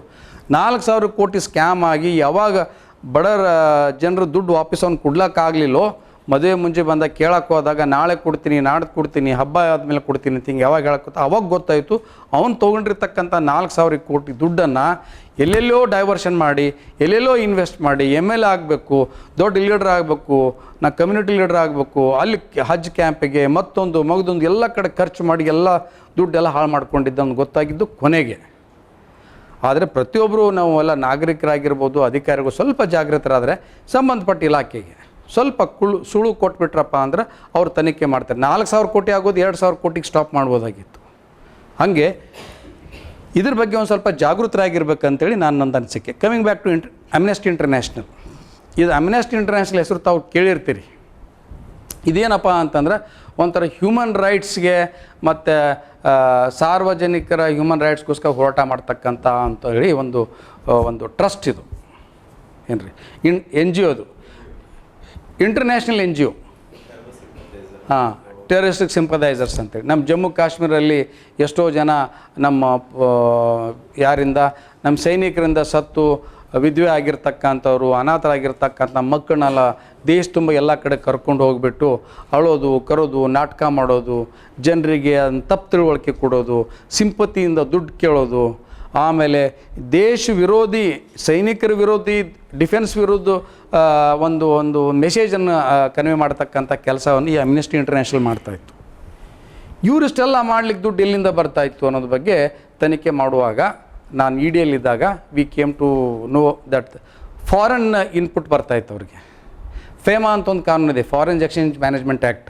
ಮುಂಚೆ ಫೆರಾ ಅಂತಿತ್ತದು, ಆಮೇಲೆ ಫೇಮಾ ಅಂತ ಮಾಡು. ಅಟಲ್ ಬಿಹಾರಿ ವಾಜಪೇಯಿ ಅವ್ರು ಬಂದಾಗ 1999ರಲ್ಲಿ ಅದು ಫೆರಾ ಇದೆಯಲ್ಲ ಬಹಳ ಕಠೋರವಾದ ಡ್ರೈಕೋನಿಯನ್ ಲಾ ಇದೆ. ಸ್ವಲ್ಪ ಫಾರಿನ್ ಎಕ್ಸ್ಚೇಂಜು ನಮ್ಮದು ನಾಲೆಜು ಆಮೇಲೆ ಗುಡ್ಸು ಎಕ್ಸ್ಚೇಂಜ್ ಈಸಿಯಾಗಿ ಆಗಲಿ ಅಂಥೇಳಿ ಅದನ್ನು ಏನು ಮಾಡಿದ್ರು, ಫೆರಾ ತೆಗೆದು ಫೇಮಾ ತಂದರು. ಫೇಮಾ ತಂದಮೇಲೆ ಇವ್ರೇನು ಮಾಡಿದ್ರು, ಆ ಕಾನೂನನ್ನು ಉಪಯೋಗಿಸ್ಕೊಂಡು ಬೇರೆ ದೇಶದಿಂದ, ಇಂಗ್ಲೆಂಡಿಂದ, ಜರ್ಮನಿಯಿಂದ, ಬೇರೆ ಬೇರೆ ಅಮೇರಿಕಾಯಿಂದ ಎಲ್ಲ ದುಡ್ಡು ತರಿಸಿ ಅವ್ರಿಗೆ ಏನು ಪ್ರೊಜೆಕ್ಟ್ ಮಾಡೋದು, ನೋಡಿ ನಮ್ಮ ಜಮ್ಮು ಕಾಶ್ಮೀರಲ್ಲಿ ಹಿಂಗೆ ಮಾಡ್ತಾಯಿದ್ದಾರೆ, ನಮ್ಮ ಸಾಮಾನ್ಯ ಜನರ ಮುಂದೆ ಹ್ಯೂಮನ್ ರೈಟ್ಸ್ ವೈಲೇಷನ್ ಮಾಡ್ತಾರೆ, ಗುಂಡಿಟ್ಟು ಸಾಯಿಸ್ತಾರೆ. ಈಗಂತೂ AI ಬಂದುಬಿಟ್ಟಿದೆ. ಈಗ ಹೆಂಗೆ ಬೇಕಂಗೆ ಮಾಡಿಫೈ ಮಾಡ್ಬೋದು ಪಿಕ್ಚರ್ಗಳನ್ನು. ಅದೆಲ್ಲ ಮಾಡಿ ಪ್ರೊಜೆಕ್ಟ್ ಮಾಡಿಸಿ ಸಿಂಪತಿ ತೊಗೊಳ್ಳೋದು. ಆಮೇಲೆ ಸಾಮಾನ್ಯ ಜನರು ಅವ್ರಿಗೆ ಗೊತ್ತಿರಲ್ಲ. ನೀವು ಜಮ್ಮು ಕಾಶ್ಮೀರ ನಾನು ಕನಿಷ್ಠ ಇಲ್ಲಪ್ಪ ಒಂದು 7-8 ಸಲ ಹೋಗಿದ್ದೀನಿ, ನಾನು ತನಿಖೆಗೂ ಹೋಗಿದ್ದೀನಿ, ಪರ್ಸನಲ್ ವಿಸಿಟ್ ಹೋಗಿದ್ದೀನಿ. ಅಲ್ಲಿ ಜನ ತುಂಬ ಒಳ್ಳೆಯವರು, ಬಟ್ ಆ ಜನ ತಲೆ ಕೆಡ್ಸೋರು ಏನಿದಾರಲ್ಲ ಸ್ವಲ್ಪ ಜನ ಇದ್ದಾರೆ. ಅದೇ ಈಗ ಕೆಲಸ ಮಾಡ್ತಕ್ಕಂಥ ಇದು ಏನು ಮಾಡ್ತಿತ್ತಪ್ಪ ಅಂತ, ಇಂದಿರಾನಗರಲ್ಲಿ ಒಂದು ದೊಡ್ಡ ಆಫೀಸ್ ಅವರು, ಇಂದಿರಾನಗರಲ್ಲಿ ಒಂದು ಸ್ಟೇಜ್, ಒಂದು ಆಡಿಟೋರಿಯಂ ಬುಕ್ ಮಾಡೋದು, ಜನರನ್ನೆಲ್ಲ ಕರೆಸೋದು, ಲೀಡರ್ಗಳ್ನ ಕರೆಸೋದು, ಸ್ಟೇಜ್ ಮೇಲೆ ಒಂದು ಶೋ ಕೊಡೋದು. ಹಾಂ, ಇವ್ರ ಬಗ್ಗೆ ಇವ್ರಿಗೆ ಪ್ರಶಂಸೆ ಕೊಡ್ತಾರೆ. ಕೆಲವೊಂದು ಸರ್ಕಾರದಾಗ ಇವ್ರಿಗೆ ಏನು ಮಾಡಿ ರಿವಾರ್ಡ್ ಕೊಟ್ಟಿದ್ದಾರೆ ಇವ್ರಿಗೆ. ಬಟ್ ಇವ್ರು ಮಾಡ್ತಕ್ಕಂಥದ್ದು ಬೇರೆ ದೇಶದಿಂದ ದುಡ್ಡು ತಂದು ಇಲ್ಲಿ ಟೆರರಿಸಮ್, ಜನರಿಗೆ ಟೆರರಿಸ್ಟ್ ತಯಾರು ಮಾಡೋದು. ಇದೇ ಪಿಕ್ಚರ್ಗಳನ್ನು ತೋರಿಸಿ ಅಮಾಯಕ ಮಕ್ಕಳಿಗೆಲ್ಲ ಟ್ರೈನಿಂಗ್ ಕೊಟ್ಟು ಟೆರರಿಸ್ಟ್ ತಯಾರು ಮಾಡ್ತಕ್ಕಂಥ ಆರ್ಗನೈಸೇಷನ್. ಇದು ಬ್ಯಾನ್ ಆಯಿತು. ನಾವು ರೇಡ್ ಮಾಡಿದ್ವಿ ಇಂದಿರಾನಗರಲ್ಲಿ, ಅಲ್ಲಿರ್ತಕ್ಕಂಥ ಅಕೌಂಟ್ಸ್ ಎಲ್ಲ ಫ್ರೀಸ್ ಮಾಡಿದ್ವಿ. 100 ಕೋಟಿ ದುಡ್ಡನ್ನೆಲ್ಲ ಜಪ್ತಿ ಮಾಡಿ ಸರ್ಕಾರ, ಸೆಂಟ್ರಲ್ ಗೌರ್ಮೆಂಟ್ ಫಂಡ್ಗೆಲ್ಲ ಅದನ್ನು ಒಪ್ಪಿಸ್ಬಿಟ್ಟು ಈ ಸದ್ಯಕ್ಕೆ ಇದು ಇಂಟರ್ನ್ಯಾಷನಲ್ ಇಟ್ ಈಸ್ ಬಿಕಮ್ ಡಿಫಂಕ್ಟ್. ಇದೇ ರೀತಿ ಗ್ರೀನ್ ಪೀಸ್ ಇಂಡಿಯಾ ಸೊಸೈಟಿ ಅಂತ ಒಂದು ಕಂಪ್ನಿ ಇತ್ತು, ಕೇಳಿರ್ತಿರ್ತಾವದು. ಎಂದೂ ಅವ್ರು ಗ್ರೀನ್ ಏನೂ ಮಾಡಿಲ್ಲ. ಅವರು ಮಾಡಿದ್ದೇ ನಾಶ ಈ ದೇಶದಲ್ಲಿ. ಹೆಂಗಂತಂದರೆ ಚಿಕ್ಕ ರೋಡಲ್ಲಿ ಟ್ರಾಫಿಕ್ ಸಿಗ್ನಲಲ್ಲಿ 1 ರೂಪಾಯಿ ಕೊಡಿ, 2 ರೂಪಾಯಿ ಕೊಡಿ ಅಂತ ತೋರಿಕೆಗೆ ಇದು ಗ್ರೀನ್ ಪೀಸು, ನಾವು ಗಿಡ ನೆಡ್ತೀವಿ, ಇಲ್ಲಿ ನಾವು ಯಾವುದೇ ರೀತಿ ಗಿಡ ಕಡಿಯೋಕ್ಕೆ ಬಿಡಲ್ಲ, ಅದ್ರಗೋಸ್ಕರ ದುಡ್ಡು ಕೊಡಿ ಅಂತೇಳಿ ತೋರಿಸ್ಲಿಕ್ಕೆ ಟ್ರಾಫಿಕ್ ಸಿಗ್ನಲ್ಲಿ 1 ರೂಪಾಯಿ 5 ರೂಪಾಯಿ 10 ರೂಪಾಯಿ ಕಲೆಕ್ಟ್ ಮಾಡ್ತಕ್ಕಂಥವ್ರು. ಬಟ್ ಹಿನ್ನೆಲೆ ಇರೋದು ಏನಪ್ಪ ಅಂತಂದರೆ ಇಂಟರ್ನ್ಯಾಷನಲ್ ಫಂಡ್ಸ್ ತಂದುಬಿಟ್ಟು ಯಾವುದೇ ನಮ್ಮ ದೇಶ ಎಲ್ಲಿ ಒಂದು ಸೋಲಾರ್ ದೊಡ್ಡ ಪ್ರಮಾಣದಾಗ ಸೋಲಾರ್ ಪ್ಲಾಂಟ್ ಹಾಕ್ತಾ ಇದೆ, ವಿಂಡ್ ಪವರ್ ಹಾಕ್ತಾ ಇದೆ, ಒಂದು ಯಾವುದಾದ್ರು ಡೆವಲಪ್ಮೆಂಟ್ ವರ್ಕ್ ಮಾಡ್ತಾ ಇದೆಯಪ್ಪ ಅಂದ್ರೆ ಅಡ್ಡಿ ಮಾಡಲಿಕ್ಕೆ ಸ್ಟ್ರೈಕ್ ಮಾಡಿಸೋದು, ದುಡ್ಡು ಕೊಟ್ಟು ಜನರಿಗೆ ಕರೆಸಿ. This is a act of ಇದು ನನಗೆ ಇ ಡಿ ಒಳಗೆ ಕೆಲಸ ಮಾಡುವವರೆಗೇನು ನನಗೆ ಇದ್ರ ಬಗ್ಗೆ ಐಡಿಯಾನೇ ಇರಲಿಲ್ಲ. ನಾನು ಎಷ್ಟೋ ಸಲ ದುಡ್ಡು ಹಾಕಿರ್ಬೋದು. ಸೊ ಇದ್ರ ಬಗ್ಗೆ ಒಂದು ಸ್ವಲ್ಪ, ಯಾಕಂತಂದರೆ ಯಾರೂ ಮೊದಲಿಂದನೇ ಎಲ್ಲ ತಿಳ್ಕೊಬೇಕಂತ ಏನಿಲ್ಲ. ನಾನು ಬಂದಿರೋದು ಒಂದು ಹಳ್ಳಿಯಿಂದ, ಮರಾಠಿ ಮೀಡಿಯಮ್ ಸ್ಕೂಲ್ ಬೆಳಗಾಮಲ್ಲಿ ಓದಿ, ಆಮೇಲೆ ಕನ್ನಡ ಮೀಡಿಯಮ್ಮು, ಆಮೇಲೆ ಒಂದಿಷ್ಟು ಇಂಗ್ಲೀಷ್ ತಿಳ್ಕೊಂಡು ಜಾಬ್ ಸೇರಿದ್ದು. ಅಂದರೆ ನನ್ನ ಬ್ಯಾಕ್ಗ್ರೌಂಡ್ ನೋಡಿದ್ರಪ್ಪ ಅಂತಂದರೆ ಇಂಥ ಆರ್ಗನೈಸೇಷನ್ದಾಗ ಕೆಲಸ ಮಾಡಿದಾಗ ಇಷ್ಟೊಂದೆಲ್ಲ ನಾವು ತಿಳ್ಕೊಬೋದು. ಹಾಗಾಗಿ ತಾವೆಲ್ಲ ಹೊಸದಾಗಿ ಈ ಇಲಾಖೆಗೆ ಸೇರಿದ್ದೀರಿ, ಇತ್ತೀಚೆಗಷ್ಟೇ ಸೇರಿದ್ದೀರಿ. ತಿಳ್ಕೊಳ್ಳೋದು ಮಾಡಬೇಕು. ಅದು ಹೆಂಗಂತಂದರೆ ಜೀವನದಾಗ ದುಡ್ಡು ಬರ್ತದೆ ಹೋಗ್ತದೆ, ಬಟ್ ಈ ಕೆಲಸದ ಏನೋ ಒಂದು ಕಿಕ್ ಸಿಗ್ತದಲ್ಲ, ಅದು ಮತ್ತೊಂದರಲ್ಲಿ ಸಿಗೋಲ್ಲ. ಸುಮಾರು ಕೇಸ್ಗಳೆಲ್ಲ ನೋಡಿದ್ದೀನಲ್ಲ, ಇವೆಲ್ಲ ನೋಡಿದ್ರೆ ಒಂಥರ ನನಗೆ ಭಾಳ ಖುಷಿ ಆಗ್ತದೆ. ಸುಖೇಶ್ ಚಂದ್ರಶೇಖರ್ ಬಗ್ಗೆ ಕಾನ್ಬಾಯ್ ನಿಮ್ಗೆ ಗೊತ್ತಿರಬೇಕು. ಜಾಕ್ಲಿನ್ ಫರ್ನಾಂಡಿಸ್ ಜೈಲಲ್ಲಿ ಇದ್ಕೊಂಡು 200 ಕೋಟಿ ಫ್ರಾಡ್ ಮಾಡಿದ್ದವನು. CBIದಾಗ ಅವನು ಅರೆಸ್ಟ್ ಮಾಡಿದ್ವಿ ನಾವು 19.5 crores ಕೇಸಲ್ಲಿ. ಸೊ ಹೀಗಾಗಿ ನೀವು ಏನು ಮಾಡ್ತಾ ಇರ್ತೀರಲ್ಲ, ಅದ್ರಾಗ ಒಂದು ಸ್ವಲ್ಪ ಇನ್ವಾಲ್ವ್ಮೆಂಟಿಂದ ಮಾಡಿದ್ರಪ್ಪ ಅಂತಂದ್ರೆ ನಿಜವಾಗ್ಲೂ you will enjoy your service, you will enjoy your work and you will have good things to share with your children. ಬಿಡಿ, ಸಮಾಜಕ್ಕೆ ಡಿಪಾರ್ಟ್ಮೆಂಟಿಗೆ ಹೇಳೋದು ಕೇಳೋದು ಬಿಡಲಿ, ಅಟ್ಲೀಸ್ಟ್ ನೀವು ಮಕ್ಕಳ ಮುಂದೆ ನೀವು ಕೂತ್ಕೊಂಡಾಗ ಹಿಂಗೊಂದು ಕೇಸ್ ಬಂತು ಹಿಂಗೆ ಹೇಳೋಕ್ಕೆ ನಿಮ್ಗೆ ಒಂಥರ ಖುಷಿ ಆಗಬೇಕು. ಸೊ ಹೀಗಾಗಿ these are few scams that happen. Next slide. So Lokayukta ಬಗ್ಗೆ, ಈಗ ಲೋಕಾಯುಕ್ತ ಬಗ್ಗೆ ಒಂದು ಸ್ವಲ್ಪ ಹೇಳೋದಪ್ಪ ಅಂತಂದರೆ, ಈಗೆಲ್ಲ ತಾವು ಹೊಸದಾಗಿದ್ದೀರಿ. ಈ ಲೋಕ್ಪಾಲ್ ಬಿಲ್ ಅಂತ ಒಂದಾಯಿತು, ತದನಂತರ ಕರ್ನಾಟಕ ಲೋಕಾಯುಕ್ತ ಆ್ಯಕ್ಟು 1986 ಆಯಿತು. ಈ ಆ್ಯಕ್ಟ್ ಏನು ಬಂತಲ್ಲ, it is most powerful and very effective only in Karnataka. ನಾನು ಮೊನ್ನೆ ಕೋರ್ಟ್ ಎವಿಡೆನ್ಸ್ ಕೊಡ್ಲಿಕ್ಕೆ ಹೈದ್ರಾಬಾದ್ಗೆ ಹೋಗಿದ್ದೆ ಯಾವುದೋ ಒಂದು CBI ಕೇಸಲ್ಲಿ. ಅಲ್ಲಿ ಹೋದ ತಕ್ಷಣ ಅಲ್ಲಿ ಪಬ್ಲಿಕ್ ಪ್ರಾಸಿಕ್ಯೂಟರು ಒಬ್ಬರಿದ್ದರು, ಭಾಳ ಸೀನಿಯರು. ಆಮೇಲೆ ಅವರು ನನ್ನ ಹೆಸರು ಪ್ರೊಫೈಲ್ನ ಸ್ಟೇಟ್ಮೆಂಟ್ ಮಾಡಿದ್ದೆ, ಎವಿಡೆನ್ಸ್ ಕೊಡೋಕ್ಕೆ ಹೋಗಿದ್ದೆ. ಹೆಸರು ನೋಡಿದ್ರು, ನಂಗೆ ಹಿಂದಿಯಲ್ಲಿ ಮಾತಾಡೋಕ್ಕೆ ಸ್ಟಾರ್ಟ್ ಮಾಡಿದ್ರು. ನಾನು ಲೋಕಾಯುಕ್ತದ ಕೆಲಸ I am working in Lokayukta. Karnataka Lokayukta police ಇಡೋನ್ ಅಂತ ಕುರ್ಚಕ್ಕೆ ಕೊಟ್ಟರು. ಯಾಕಂದರೆ ಕರ್ನಾಟಕ ಲೋಕಾಯುಕ್ತ ಬಗ್ಗೆ ಸಂತೋಷ್ ಹೆಗಡೆ ಅವರು ಇರಲಿ, ವೆಂಕಟಚಲ ಅವರು ಇರಲಿ, ನಮ್ಮ ಸದ್ಯಗಿರ್ತಕ್ಕಂಥ BS ಪಾಟೀಲ್ ಅಷ್ಟು ಅದ್ಭುತ ಕೆಲಸಗಳು ಮಾಡಿದ್ದಾರೆ. ಇರ್ತಾರೆ ಒಳಗಡೆ ಕೆಲವೊಂದು ಸಣ್ಣ ಪುಟ್ಟ ತಪ್ಪುಗಳು ಇರ್ಬೋದು, ಇಲ್ಲ ಅಂತಲ್ಲ. ಬಟ್ ನಿಮ್ಗೆ ಒಂದು ಹೇಳೋದು ಲೋಕಾಯುಕ್ತ ಬಗ್ಗೆಪ್ಪ ಅಂತಂದರೆ, ಇವತ್ತು ನಮ್ಮ ಕರ್ನಾಟಕದಲ್ಲಿ ಕೆಲವೊಂದು ಲೇಕ್ ಎಂಕ್ರೋಚ್ಮೆಂಟ್ ಇರ್ಬೋದು, ಅವೆಲ್ಲ ತಡೆ ಹಿಡ್ಲಿಕ್ಕೆ ಕಾರಣೀಭೂತರಪ್ಪ ಅಂದರೆ ಲೋಕಾಯುಕ್ತರೇ. ಸರ್ಕಾರ ಮಾಡದಿರೋ ಕೆಲಸಗಳನ್ನೆಲ್ಲ ಲೋಕಾಯುಕ್ತ ಮಾಡ್ತಾಯಿದೆ. ಅಲ್ಲೇನು ಹೇಳಿದ್ನಲ್ಲ, ಇಟ್ ಈಸ್ ಅನ್ ಅಂಬ್ಯೂಟ್ಸ್ಮೆಂಟ್ ಇನ್ಸ್ಟಿಟ್ಯೂಷನ್ ಅಪ್ಪ ಅಂತಂದರೆ, it works for the public directly against the government also. If the government is doing something which is not in accordance with the law or not in the interest of the public, it will file a case against the government also. ಲೋಕಾಯುಕ್ತಕ್ಕೆ ಅಷ್ಟೊಂದು powers ಇದೆ. ಅವರು ಯಾವುದೇ ಇಲಾಖೆದಾಗೆ without any court warrant they can go. Lokayukta is an independent organisation which has got what you call its own powers under Lokayukta act. ಸ್ವತಃ warrant issue ಮಾಡಿ ಟೀಮ್ಗಳನ್ನು ತೊಗೊಂಡೋಗಿ ಸರ್ಚ್ ಮಾಡ್ಬೋದು. ತಾವು ಇತ್ತೀಚೆಗೆ ನೋಡಿ ಹೈಯೆಸ್ಟ್ ನಂಬರ್ ಆಫ್ ಸರ್ಚಸ್ ಆಗಿರೋದೇ ಈ ಲಾಸ್ಟ್ 3.5-4 ವರ್ಷದಲ್ಲಿ. ಸರ್ಚ್ ಅಂದರೆ ಏನು? We will not go and take them, arrest them. ಅವ್ರನ್ನೆಲ್ಲ ನಾವು ಇಮಿಡಿಯೇಟಾಗಿ ನಾವು ಜೈಲ್ಗೇನು ಕಳಿಸ್ಕೊಡಲ್ಲ. ಹೋಗಿ ಅಲ್ಲಿ ವ್ಯವಸ್ಥಿತವಾಗಿ ಕೆಲಸಗಳು ಆಗ್ತಾ ಇರಲಿಲ್ಲ, ಜನರು ಸ್ಪಂದಿಸಿ ಫೈಲ್ಗಳು ಮೂವ್ಮೆಂಟ್ ಆಗ್ತಾಯಿಲ್ಲ, ಖಾತಾ ಇಶ್ಯೂ ಮಾಡೋಕ್ಕಾಗಿರ್ಬೋದು, ಅಥವಾ ಒಂದು ಪಾನಿ ಮಾಡೋಕ್ಕಿರ್ಬೋದು, ಅಥವಾ ಅಲ್ಲಿ ಸ್ವಚ್ಛತಾ ಮಾಡಿಲ್ಲ, ಹಾಸ್ಪಿಟಲ್ ಟೈಮಿಗೆ ಡಾಕ್ಟ್ರುಗಳು ಬರ್ತಾ ಇಲ್ಲ, ಸರ್ಕಾರಿ ಕಚೇರಿಯಲ್ಲಿ ಅಧಿಕಾರಿಗಳು ಟೈಮಿಗೆ ಬರ್ತಾ ಇಲ್ಲ, ಫೈಲ್ ಮೂಮೆಂಟಲ್ಲಿ ಮಾಡ್ತಾ ಇಲ್ಲ.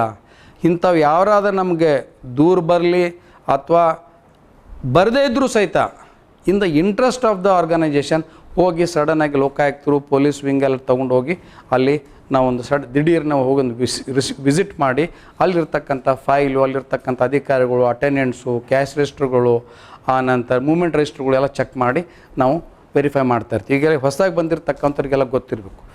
ಯಾಕಂದರೆ ನೀವು ಫಸ್ಟ್ ಆಫ್ ಆಲು ಟೈಮ್ಗೆ ಆಫೀಸ್ಗೆ ಹೋಗಬೇಕು, ಅಟೆಂಡೆನ್ಸ್ ರಿಜಿಸ್ಟರ್ ಸೈನ್ ಮಾಡಿರಬೇಕು, ಆಮೇಲೆ ಇವತ್ತೇ ಮರ್ತೆ ಸರ್ ಅಂತ ಅನ್ನಬಾರ್ದು, ಅದೇ ದಿವಸ ಮಾಡಬೇಕು. ಎಲ್ಲ ಹೊರಗಡೆ ಹೊರಟ್ರೆ ಮೂಮೆಂಟ್ ರಿಜಿಸ್ಟರ್ ಕರೆಕ್ಟಾಗಿ ಎಂಟ್ರಿ ಮಾಡಿರಬೇಕು. ಯಾಕಂದ್ರೆ ಅದೇ ದಿವಸ ಲೋಕಾಯುಕ್ತರು ಬಂದು ನೀವು ಮೂಮೆಂಟ್ ರಿಜಿಸ್ಟರ್ ಕೊಟ್ಟು ಹಾಕಿಲ್ಲ, ಸೈನ್ ಮಾಡಿಲ್ಲಪ್ಪ ಅಂತಂದರೆ ನೀವು ಅನ್ಅಫಿಷಿಯಲಿ ಹೊರಗಡೆ ಹೋಗಿದ್ರೆ ಅಂತ ಅದರ ಅರ್ಥ ಆಗುತ್ತೆ. ಹೀಗಾಗಿ so there are certain dos and do nots under Lokayukta. ಅದು ನಾನು ನಿಮ್ಮ ಸಾಹೇಬ್ರಿಗೆ ನಾನು ಶೇರ್ ಮಾಡ್ತೀನಿ. So which will have to strictly follow. One is you have to be in time to the office. Number 2, attendance compulsory sign ಮಾಡಲೇಬೇಕು. ನೀವು ಅನ್ಬೋದು ನಡೀತದೆ ಬಿಡಿ, ಯಾರು 4 ಜನ ಸೈನ್ ಮಾಡಿಲ್ಲ ನಾನು ಮಾಡಿದೆ ನಡೀತದೆ ಅಂತ ಹೇಳ್ಬೋದು. ಆ 4 ಜನ ಮ್ಯಾಗೆ ಎಂಕ್ವೈರಿ ಅದು ನಿಮ್ಮಾಗೂ ಆಗ್ತದೆ, ಬರೆಯೋಕ್ಕೆ ಹೋಗ್ಬೇಡಿ. ಆಮೇಲೆ movement register, cash declaration is a must. ಈಗ ನಾನು ಬೆಳಗ್ಗೆ ಡಿಕ್ಲೇರ್ ಮಾಡಿ ಬಂದಿದ್ದೀನಿ, ನನ್ನ ಕಡೆ 3500 ರೂಪಾಯಿ ಇತ್ತು. ನಾನು ಡಿಕ್ಲೇರ್ ಮಾಡಿ ಸೈನ್ ಹಾಕಿ 10:10ಕ್ಕೆ ನಾನು ಆಫೀಸ್ ಬಂದಿರೋ ಟೈಮ್ ಎಂಟ್ರಿ ಹಾಕಿ ಮಾಡಿ ಬಂದಿದ್ದೀನಿ ನಾನು. It is mandatory for us also and it applies to everybody. So ಇದು ಏನು ಮಾಡಿ ಸ್ಟ್ಯಾಂಡರ್ಡ್ ಆಪ್ರೇಟಿಂಗ್ ಪ್ರೊಸೀಜರ್ಸ್ ಅಂತ ಮಾಡಿಕೊಡಿ. ನಿಮ್ಮ ಯೂನಿಟ್ ಹೆಡ್ಸ್ ಯಾರು ಇರ್ತಾರೆ ನೋಡಿ, ಇದು ಆ್ಯಕ್ಚುಲಿ ನಿಮ್ಮ ಸಾಹೇಬ್ರು ಹೇಳ್ತಾ ಇದ್ದಂಗೆ, ಕೆಂಪ ಸಾಹೇಬ್ರು ಹೇಳಿದಂಗೆ, we will also communicate it to your commissioner. Commissioner will issue a notice or circular to all the officers. You make it as an habit. ಯಾಕಂತಂದರೆ ನೀವು ಅದು ಒಮ್ಮೆ ಹ್ಯಾಬಿಟ್ ಬಿಟ್ಟು ಹೋಗ್ಬಿಟ್ರೆ ಯಾವ ಟೈಮ್ದಾಗ ನೀವು ತಗಲಾಕ್ಕೊಡ್ತೀರಿ ಹೇಳೋಕ್ಕಾಗಲ್ಲ. So make it as an habit to see that you sign all the mandatory attendance, cash declaration, movement register. Number 1. Number 2, ನೀವು ಫೈಲಲ್ಲಿ ನೀವು ಕೆಲವೊಂದು I think you people also note sheet file ಇರುತ್ತಲ್ಲ, ನಿಮಗೆಲ್ಲ ನೋಟ್ ಶೀಟ್ ಇರ್ತದೆ. ನಮ್ಮ police ಇಲಾಖೆ ತುಂಬ ಕಡಿಮೆ ಇರ್ತದೆ. ನೋಟ್ ಶೀಟ್ ಫೈಲಲ್ಲಿ ಭಾಳ ಇಂಪಾರ್ಟೆಂಟು. ವರ್ಕ್ ಪೆಂಡೆನ್ಸಿ ಅನ್ನೋದೊಂದು ಬರ್ತದೆ. ಈಗ ನಾವು ಯಾವಾಗ ಟ್ರ್ಯಾಪ್ ಮಾಡ್ತೀವಿ, ಯಾವಾಗ ರೇಡ್ ಮಾಡ್ತೀವಿ, ಯಾವಾಗ ಸರ್ಚ್ ಮಾಡ್ತೀವಿ ಅನ್ನೋದ್ರ ಬಗ್ಗೆ ನಾನು ಮುಂದೆ ಹೇಳ್ತೀನಿ. ಬಟ್ ನಿಮ್ದು ಏನು ನೋಟ್ ಶೀಟ್ ಇರ್ತದಲ್ಲ, it should be like the mirror. ಏನು ನಡೆದಿದೆ ಸ್ಪಷ್ಟವಾಗಿ ಬರ್ಕೊತ ಹೋಗ್ತಾರೆ. ಅದು ಪೆಂಡಿಂಗ್ ಇಟ್ಬಿಟ್ರಿ, ಪೆಂಡಿಂಗ್ ಇಟ್ಕೊಂಡು ಅನಾವಶ್ಯವಾಗಿ ತೋರಿಸಿದ್ರೆ it amounts to dereliction of duty. You can be what you call enquired under Lokayukta act for dereliction of duty, for not performing your duty in time. So ಹೀಗಾಗಿ ಅದೊಂದು ಭಾಳ ಇಂಪಾರ್ಟೆಂಟು. ಆಮೇಲೆ ಬೇಸಿಕಲಿ ಲೋಕಾಯುಕ್ತ ಇರೋದು to ensure accountability. ಈಗ ಎಲ್ಲನೂ department head ಮಾಡೋಕ್ಕಾಗಲ್ಲ. If the department head is compromising, or if he is not coming in time to the office, if he is showing dereliction of his duty, then automatically there will be a lot of lapses on the part of the officers below him. So ಅದಕ್ಕೋಸ್ಕರ ಈ independent organisation ಏನು ಲೋಕಾಯುಕ್ತ ಇದೆಯಲ್ಲ, it will ensure that everybody is performing. And we have our own intelligence wing. ನಮ್ಮ ಕಡೆ intelligence wing ಅಂತ ಒಂದಿದೆ, vigilance. So they will conduct, they will be informally coming to the department. ನಿಮ್ಮಲ್ಲೇ ಯಾರಾದರೂ ಒಬ್ಬ ಅಥವಾ 2 ಅಥವಾ 4 ಜನ ಆಫೀಸರ್ ಜೊತೆ ನಮ್ಮವ್ರು ಕಾಂಟ್ಯಾಕ್ಟ್ ಇಟ್ಕೊಂಡಿರ್ತಾರೆ. ಯಾವ ಆಫೀಸರ್ ಹೆಂಗಿದ್ದಾರೆ, ಅವ್ರ ನಡವಳಿಕೆ ಹೆಂಗಿದೆ, ಇಲಾಖೆಗೆ ಬಂದಾಗ ಅವರು ಹೆಂಗಿದ್ರು, ಈಗ ಹೆಂಗೆ ಬದಲಾವಣೆ ಆಗಿದ್ದಾರೆ, ಯಾರ ಜೊತೆ ಮೂವ್ಮೆಂಟ್ ಆಗ್ತದೆ, ಸಾಯಂಕಾಲ ಯಾರ ಜೊತೆ ಪಾರ್ಟಿ ಮಾಡ್ತಾರೆ, ಎಲ್ಲ ನಿಮ್ಮವ್ರು ಹೇಳಿರ್ತಾರೆ. ಸೊ ಈ ರೀತಿ ಸಹಿತ ನಾವು ಇಂಟೆಲಿಜೆನ್ಸ್ ಕಲೆಕ್ಟ್ ಮಾಡ್ಕೊಳ್ತಾ ಇರ್ತೀವಿ. ಬೇಸಿಕಲಿ ನಮ್ಮ ಕೀ ಫಂಕ್ಷನ್ಸ್ ಏನಪ್ಪ ಅಂದರೆ enquiry, investigation, to ensure that there is a transparent administration, transparency in every work that you are doing. ಆಮೇಲೆ ನಿಮಗೆ ಹೇಳೋದಪ್ಪ ಅಂತಂದರೆ basically food safety and drug administration ಅಂತಂದರೆ ನಿಮ್ಮದು ರೆಗ್ಯುಲೇಟರಿ ಟ್ರಾನ್ಸ್ಪರೆನ್ಸಿ ಜಾಸ್ತಿ ಇರಬೇಕು. ಫೇರ್ ಇನ್ಸ್ಪೆಕ್ಷನ್ಸ್ ಆ್ಯಂಡ್ ಲೈಸನಿಂಗ್ ಏನು ನೀವು ಮಾಡ್ತಿರ್ತೀರಲ್ಲ ಅದರಲ್ಲಿ ಕರೆಕ್ಟಾಗಿ ಮಾಡ್ತಾ ಇರಬೇಕು. ಆಮೇಲೆ prevention of abuse of authority. ಏನಾಗ್ತದೆ, ನಿಮ್ಮ ಕೆಲವೊಂದು ಅಥಾರಿಟಿ ಇದ್ದೇ ಇರ್ತದೆ. Only then you have been given a position of a gazetted officer. So ಅದನ್ನು ಅಬ್ಯೂಸ್ ಮಾಡ್ಕೋಬಾರ್ದು. ಅಬ್ಯೂಸ್ ಅಂದರೆ ಏನು, misusing for your own use or for somebody else. Okay, next slide. So ಇವ್ರ ಜುರಿಸಿಕ್ಷನ್ ಏನಿದೆಯಪ್ಪ ಅಂತಂದರೆ over public servants complaints handling mechanism. ಈಗ ನಮ್ಮದು to talk in general, Karnataka Lokayukta jurisdiction is over whole of Karnataka, including the chief minister, MLAs. ಅವ್ರ ಮ್ಯಾಗೂ ಸಹಿತ ನಾವು case charge sheet ಮಾಡಿದ್ದೀವಿ, investigation ಮಾಡಿದ್ದೀವಿ, ಆಮೇಲೆ ಅರೆಸ್ಟೂ ಮಾಡಿದ್ದೀವಿ. ಇತ್ತೀಚೆಗೆ ನೋಡಿರ್ಬೋದು ಗದಗಲ್ಲಿ ಒಬ್ಬ MLA ಸಹಿತ ಅವ್ರು ಟ್ರ್ಯಾಪ್ ಕೇಸಲ್ಲಿ ಅರೆಸ್ಟ್ ಮಾಡಿದ್ದೀವಿ. DA ಕೇಸ್ಗಳು ಚಾರ್ಜ್ ಶೀಟ್ ಮಾಡಿದ್ದೀವಿ, ಪ್ರಾಪರ್ಟೀಸ್ ಅಟ್ಯಾಚ್ ಮಾಡಿದ್ದೀವಿ. ಸೊ ಲೋಕಾಯುಕ್ತ ಆ್ಯಕ್ಟ್ ಏನಿದೆಯಲ್ಲ, it has got unlimited powers. Arresting powers ಇರದೇ ಇರ್ಬೋದು. Arresting powers has been given to police wing. Basically ನಮ್ಮ ಲೋಕಾಯುಕ್ತ, ಕರ್ನಾಟಕ ಲೋಕಾಯುಕ್ತದಲ್ಲಿ 4 ವಿಂಗ್ ಇದ್ದಾವೆ. ಯಾವ ನಾಲ್ಕು ವಿಂಗಪ್ಪ ಅಂತಂದರೆ, ಒಂದು administrative wing which is headed by registrar, is a principal session judge rank ಅವರು, ಅಡ್ಮಿನಿಸ್ಟ್ರೇಟಿವ್ ವಿಂಗ್. ಎರಡನೇದು police wing. Police wing is headed by ADGP. Okay. Then third is technical wing. Technical ವಿಂಗಲ್ಲಿ ನಮ್ಮಲ್ಲಿ ಇಂಜಿನಿಯರ್ಸ್ ಇದ್ದಾರೆ. ಯಾವ ಇಂಜಿನಿಯರ್ಸಪ್ಪ ಅಂದರೆ civil engineers ಇದ್ದಾರೆ, electrical engineers ಇದ್ದಾರೆ. ನಮ್ಗೆ ಯಾಕಂದರೆ ಪ್ರತಿಯೊಂದು ಪೊಲೀಸರಿಗೆ ಗೊತ್ತಾಗಲ್ಲ. So we will take help of the technical wing. And the most important wing is judiciary wing. ಇವೆಲ್ಲ ಡಿಪಾರ್ಟ್ಮೆಂಟ್ ಎಂಕ್ವೈರಿ ಕಂಡಕ್ಟ್ ಮಾಡೋದು, ಆಮೇಲೆ ತಪ್ಪಿಸ್ತರ ಮೇಲೆ ನಾವು ದೋಷಾರೋಪಣೆ ಪಟ್ಟಿ ಸರ್ಕಾರಕ್ಕೆ ಕೊಡೋದು, ಅವ್ರನ್ನ ಸಸ್ಪೆಂಡ್ ಮಾಡಂತ ಹೇಳೋದಾಗಿರಲಿ, ಅಥವಾ ಅವ್ರನ್ನ ಡಿಮೋಟ್ ಮಾಡಂತ ಹೇಳೋದಾಗಿರಲಿ, ಅಥವಾ ಅವ್ರ ಸರ್ವಿಸಿಂದ ತೆಗೆಯೋದಾಗಿರಲಿ, ಇದೆಲ್ಲ ರಿಕಮೆಂಡ್ ಮಾಡ್ತಕ್ಕಂಥ ಜುಡಿಷರಿ ವಿಂಗ್. ಪೊಲೀಸ್ ವಿಂಗ್ ಏನು ಮಾಡ್ತದಪ್ಪ ಅಂತಂದರೆ, police wing will conduct basically 3 types of cases. ಒಂದು ಟ್ರ್ಯಾಪ್, ಎರಡನೇದು ಡಿಸ್ಪ್ರೊಪೋರ್ಷನೇಟ್ ಅಸೆಟ್ ಕೇಸ್, ಮೂರನೇದು criminal misconduct cases. Next slide. Next ಇದು ಆಗಿದೆ, ಕರಪ್ಷನ್ ಆಗಿದೆ. ಟೈಪ್ಸ್ ಆಫ್ ಕೇಸಸ್ ತಗೊಳ್ಳಿ. ಹಾಂ, ಸೊ ಈ 3 ಥರ ಕೇಸಸ್ ಬಗ್ಗೆ ತಾವು ತಿಳ್ಕೊಳ್ಬೇಕು. ಬೇಸಿಕಲಿ ಏನಪ್ಪ ಅಂತಂದರೆ, ಟ್ರ್ಯಾಪು, DA ಮತ್ತು criminal misconduct court referred cases. Trap ಅಂದರೆ ಏನು ಬಗ್ಗೆ ಇವತ್ತೊಂದು ಸ್ವಲ್ಪ ಹೇಳ್ತೀನಿ. ನಮಗೆ ಕಳಿಸುವಾಗಲೇ ನಮ್ಮ ADGP ಸಾಹೇಬ್ರು ಹೇಳಿದ್ರು, ಕಂಪ್ಲೀಟ್ ಟ್ರ್ಯಾಪ್ ಎಲ್ಲ ಹೇಳಿಬಿಟ್ರೆ ಒಳಗಿಂದ ಗುಟ್ಟು ಗೊತ್ತಾಗ್ತದೆ, ಸಂಪೂರ್ಣ ಎಲ್ಲ ಹೇಳಕ್ಕೆ ಹೋಗಬೇಡಿ, ಅವ್ರಿಗೆ ಎಷ್ಟು ಬೇಕು ಅಷ್ಟೇ ಹೇಳಿ ಅಂತಾರೆ. ಆದರೂ ಸಹಿತ ನಿಮ್ಮನ್ನ ಹೇಳ್ತೀನಿ ಹೆಂಗೆ ನಡೀತದೆ ಅನ್ನೋದ್ರ ಬಗ್ಗೆ ಹೇಳ್ತೀನಿ. ಟ್ರ್ಯಾಪ್ ಅಂದರೆ ಏನು?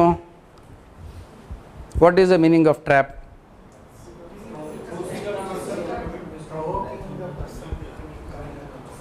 Provoke a person to take money ಅಲ್ಲ. ಟ್ರ್ಯಾಪ್ ನಾವೇನು ಫೋರ್ಸ್ ಮಾಡಲ್ಲ ಯಾರಿಗೂ ಮಿಸ್ಟೇಕ್ ಮಾಡಿ ಅಂತೇಳಿ. ಈಗಿನ ಕಂಪ್ಲೇಂಟ್ ಅಂತ ಟ್ರ್ಯಾಪ್ ಅದು ನೀವು ಪೊಲೀಸು ಮತ್ತು ಲೋಕಾಯುಕ್ತ PC ಆ್ಯಕ್ಟ್ ಬಿಟ್ಬಿಡಿ. ಟ್ರ್ಯಾಪ್ ಅಂದರೆ ಏನು ಹೇಳಿ? What is trap? ಹಾಂ, ಸಿಕ್ಕಾಕ್ಸೋಳ್ದು. ಈಗ ನೀವು ಆನೆ ಹಿಡಿಬೇಕಪ್ಪ ಅಂದರೆ, ಬಾಪ ನಾ ಹಿಡ್ಕೊಂಡು ಹೋಗ್ತೀನಿ ಅಂದ್ರೆ ಬರ್ತದೆ ಆನೆ? ಬರುತ್ತಾ? ಆನೆ ಹಿಡಿಬೇಕಾದ್ರೆ ಏನು ಮಾಡ್ತೀರಿ ನೀವು? ಅಂದರೆ ಕಡ್ಡ ತೋಡ್ತೀರಿ, ಅದ್ರ ಮ್ಯಾಗೆಲ್ಲ ಹುಲ್ಲು ಹಾಕ್ತೀರಿ, ಅದು ಬರ್ತದ್ರೆ ಬಿದ್ದುಕೊಳ್ತದೆ. ಏನು ರೀ, ಅದನ್ನು ಹಿಡಿಬೇಕಾದ್ರೆ ಆನೆ ಯಾಕೆ ಹಿಡಿತೀವಿ? ಅಲ್ಲಿ ಆ ಲೊಕ್ಯಾಲಿಟಿ ಒಳಗೇನೋ ತೊಂದರೆ ಮಾಡ್ತಾಯಿದೆ, ಜನರಿಗೆ ಅದು ನುಕ್ಸಾನ ಮಾಡ್ತಾಯಿದೆ, ಜನರಿಗೆ ಭಯ ಇದೆ, ಅದನ್ನು ಹಿಡ್ಕೊಂಡೋಗಿ ಬೇರೆ ಕಡೆಯಲ್ಲಿ ಬಿಡ್ಲಿಕ್ಕೆ ಉದ್ದೇಶದಿಂದ ನಾವು ಆನೆ ಹಿಡಿತೀವಿ. ಹಾಗೆ ಒಬ್ಬ ಕರಪ್ಟ್ ಆಫೀಸರು ಪದೇ ಲಂಚ ತೊಗೊಂಡು ಕೆಲಸ ಮಾಡ್ತಾ ಇದ್ದಾನೆ, ಜನರು ಸ್ಪಂದಿಸಿ ಕೆಲಸ ಮಾಡ್ತಾ ಇಲ್ಲ, ಅವನಿಗೆ ನೀವು ಲಂಚ ತೊಗೊಂಡಿದ್ದೆ ಅಂತ ಕೇಳಿದ್ರೆ ಅವ್ನು ಹೇಳ್ತಾನ, ಹೌದು ಸ್ವಾಮಿ ನಾನು ತೊಗೊಂಡಿದ್ದೀನಿ ಅಂತ ಯಾರು ಹೇಳ್ತಾರೇನ್ರಿ? ಹೇಳ್ತಾರಾ? ಹೇಳಲ್ಲ. ಸೊ ನಾವು ಒಂದು ಆ್ಯಕ್ಟು ಯಾವ ರೀತಿ ಅದನ್ನು ನಡೆಸ್ಕೊಡ್ತೀವಪ್ಪ ಅಂತಂದರೆ, he gets trapped in is bad activity. For example ಅವ್ನು ಲಂಚ ತೊಗೊಳ್ತಾ ಇದ್ದಪ್ಪ ಅಂತಂದರೆ, ನಾವು ಯಾವ ರೀತಿ ಅವನ್ನ ಹಿಡ್ಕೋಬೇಕು ಅನ್ನೋದ್ರ ಬಗ್ಗೆ ಒಂದು ನಮ್ಮದೇ ಆದಂಥ ಒಂದು ಸಂಚು ಮಾಡಿಕೊಂಡು ಅವ್ರನ್ನ ನಾವು ಟ್ರ್ಯಾಪ್ ಮಾಡ್ತೀವಿ. ಉದಾಹರಣೆಗಾಗಿ ಈಗ ಒಂದು ಲೈಸೆನ್ಸ್ ತೊಗೋಬೇಕಾಗಿರ್ತದೆ, ಬಹುಶಃ ನಿಮ್ಮ ಕಡೆನೇ ಬರ್ತಾರೆ ಡ್ರಗ್ ಲೈಸೆನ್ಸ್ ಇಶ್ಯೂ ಮಾಡಬೇಕಾದ್ರೆ. ಲೈಸೆನ್ಸ್ ತೊಗೋಬೇಕಾದ್ರೆ ಅಪ್ಲಿಕೇಶನ್ ಕೊಡ್ತಾನೆ, ಬೇಕಾಗಿರೋ ಎಲ್ಲ ದಾಖಲಾತಿಗಳು ಕೊಟ್ಟಿರ್ತಾರೆ, ಲೈಸೆನ್ಸ್ ತಾವು issue ಮಾಡಬೇಕಾಗಿರ್ತದೆ.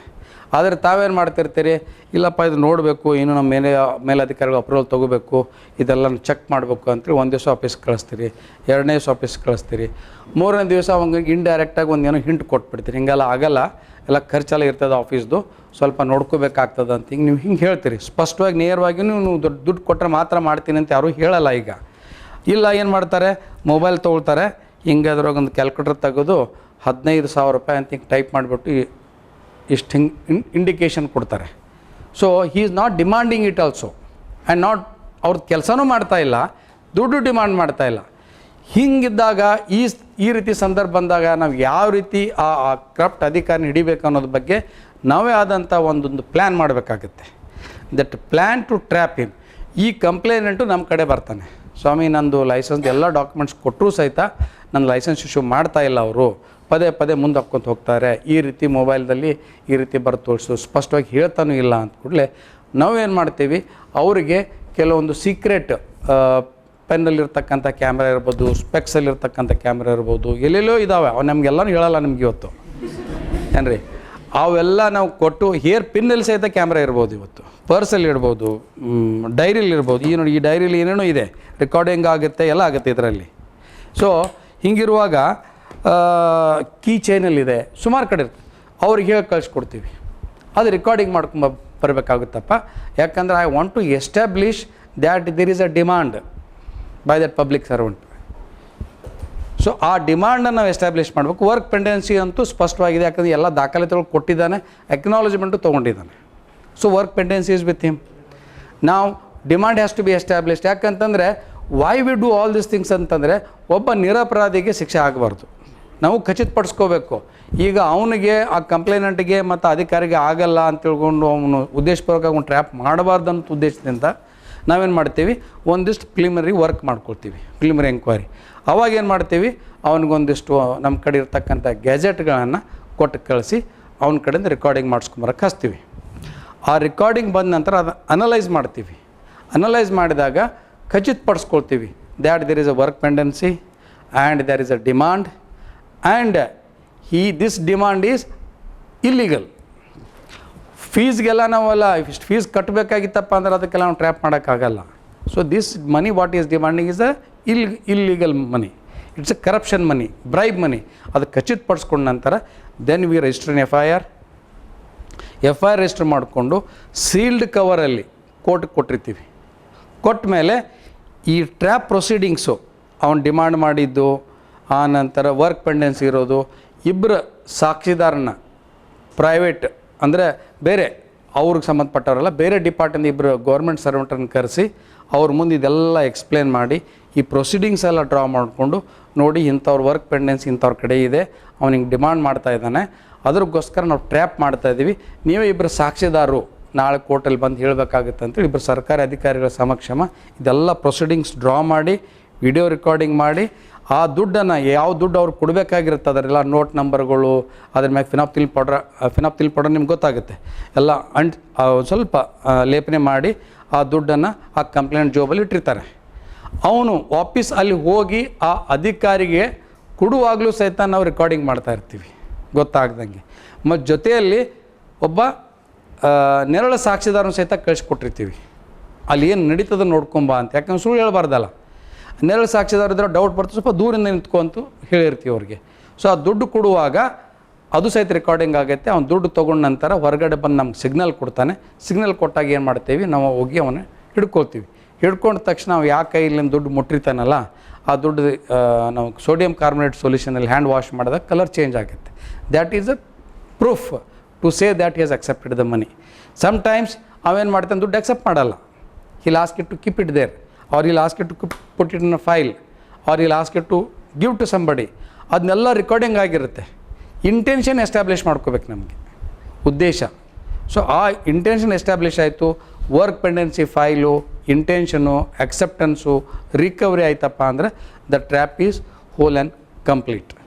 Then he'll be arrested, he'll be produce before the court. ಇಷ್ಟೆಲ್ಲ ವಾಟರ್ ಟೈಟ್ ಕೇಸ್ ಆದ್ಮೇಲೆ ಡೆಫಿನೆಟ್ಲಿ ಕನ್ವಿಕ್ಷನ್ ಅಂತೂ ಟ್ರ್ಯಾಪ್ ಕೇಸಲ್ಲಿ ಸಾಮಾನ್ಯವಾಗಿ 80 to 90% ಕನ್ವಿಕ್ಷನ್ ಆಗೇ ಆಗ್ತವೆ. ಸೊ ಇದು ನಿಮ್ಗೆ ಯಾಕೆ ಹೇಳ್ತಾ ಇದ್ದೀನಪ್ಪ ಅಂತಂದರೆ, ದಯವಿಟ್ಟು ನಿಮ್ಮ ಕಡೆ ಕೆಲಸಗಳು ಬಂದಾಗ ಯಾವುದು ಪೆಂಡೆನ್ಸಿ ಇಟ್ಕೊಳಕ್ಕೆ ಹೋಗಬೇಡಿ. ಪೆಂಡೆನ್ಸಿ ಇಟ್ಕೊಳ್ಳೋದು ಒಂದು ಅಪರಾಧನೇ. ಆಮೇಲೆ ಎಷ್ಟೋ ಸಲ ನಿಮಗೆ ಈಗ ಹೆಂಗಾಗಿದೆ, ಪ್ರೊಫೆಷ್ನಲ್ ಜೆಲಸಿ ಬಂದುಬಿಟ್ಟದ್ರಿ. ಈಗ ನಿಮ್ಮ ಟ್ರ್ಯಾಪ್ ಮಾಡಿದ್ರಪ್ಪ ಅಂದರೆ automatically you will be suspended, you will be transferred. So ಆ ಪ್ಲೇಸಿಗೆ ಬೇರೆಯವ್ರು ಬರಬೇಕು. ಸೊ ಆ ಪ್ಲೇಸಿಗೆ ಬೇರೆಯವ್ರು ಬರೋರು ಸಹಿತ ನಿಮ್ಮ ಟ್ರ್ಯಾಪ್ ಮಾಡಿಸ್ಬೋದು. ಇಂಥ ವ್ಯವಸ್ಥೆಗಳು ನಡೀತಾ ಇದ್ದಾವೆ ಈ ಸರ್ಕಾರದಲ್ಲಿ. ಏನು ರೀ, ಯಾವ ಸಣ್ಣ ಮಟ್ಟ ಅಧಿಕಾರಿಗಳಲ್ಲ, AC ರ್ಯಾಂಕ್ ಅಧಿಕಾರಿಗಳು, DC ಮಟ್ಟ ಅಧಿಕಾರಿಗಳು ಸಹಿತ ಟ್ರ್ಯಾಪ್ ಮಾಡೋ ಸಂಚುಗಳನ್ನು ಇನ್ನೊಬ್ಬ ಅಧಿಕಾರಿ ದುಶ್ಮನ್ ಕಾ ಅಂತಂದರೆ ಬಗಲ್ಮೆ ಅಂತ ಹೇಳ್ತಾರಲ್ಲ, ಹಾಗೆ ನಿಮ್ಮವರೇ ನಿಮ್ಮ ಟ್ರ್ಯಾಪ್ ಮಾಡಿಸ್ಬೋದು. ಅದ್ರಗೋಸ್ಕರ at least for that interest you should ensure that you don't keep your work pendency.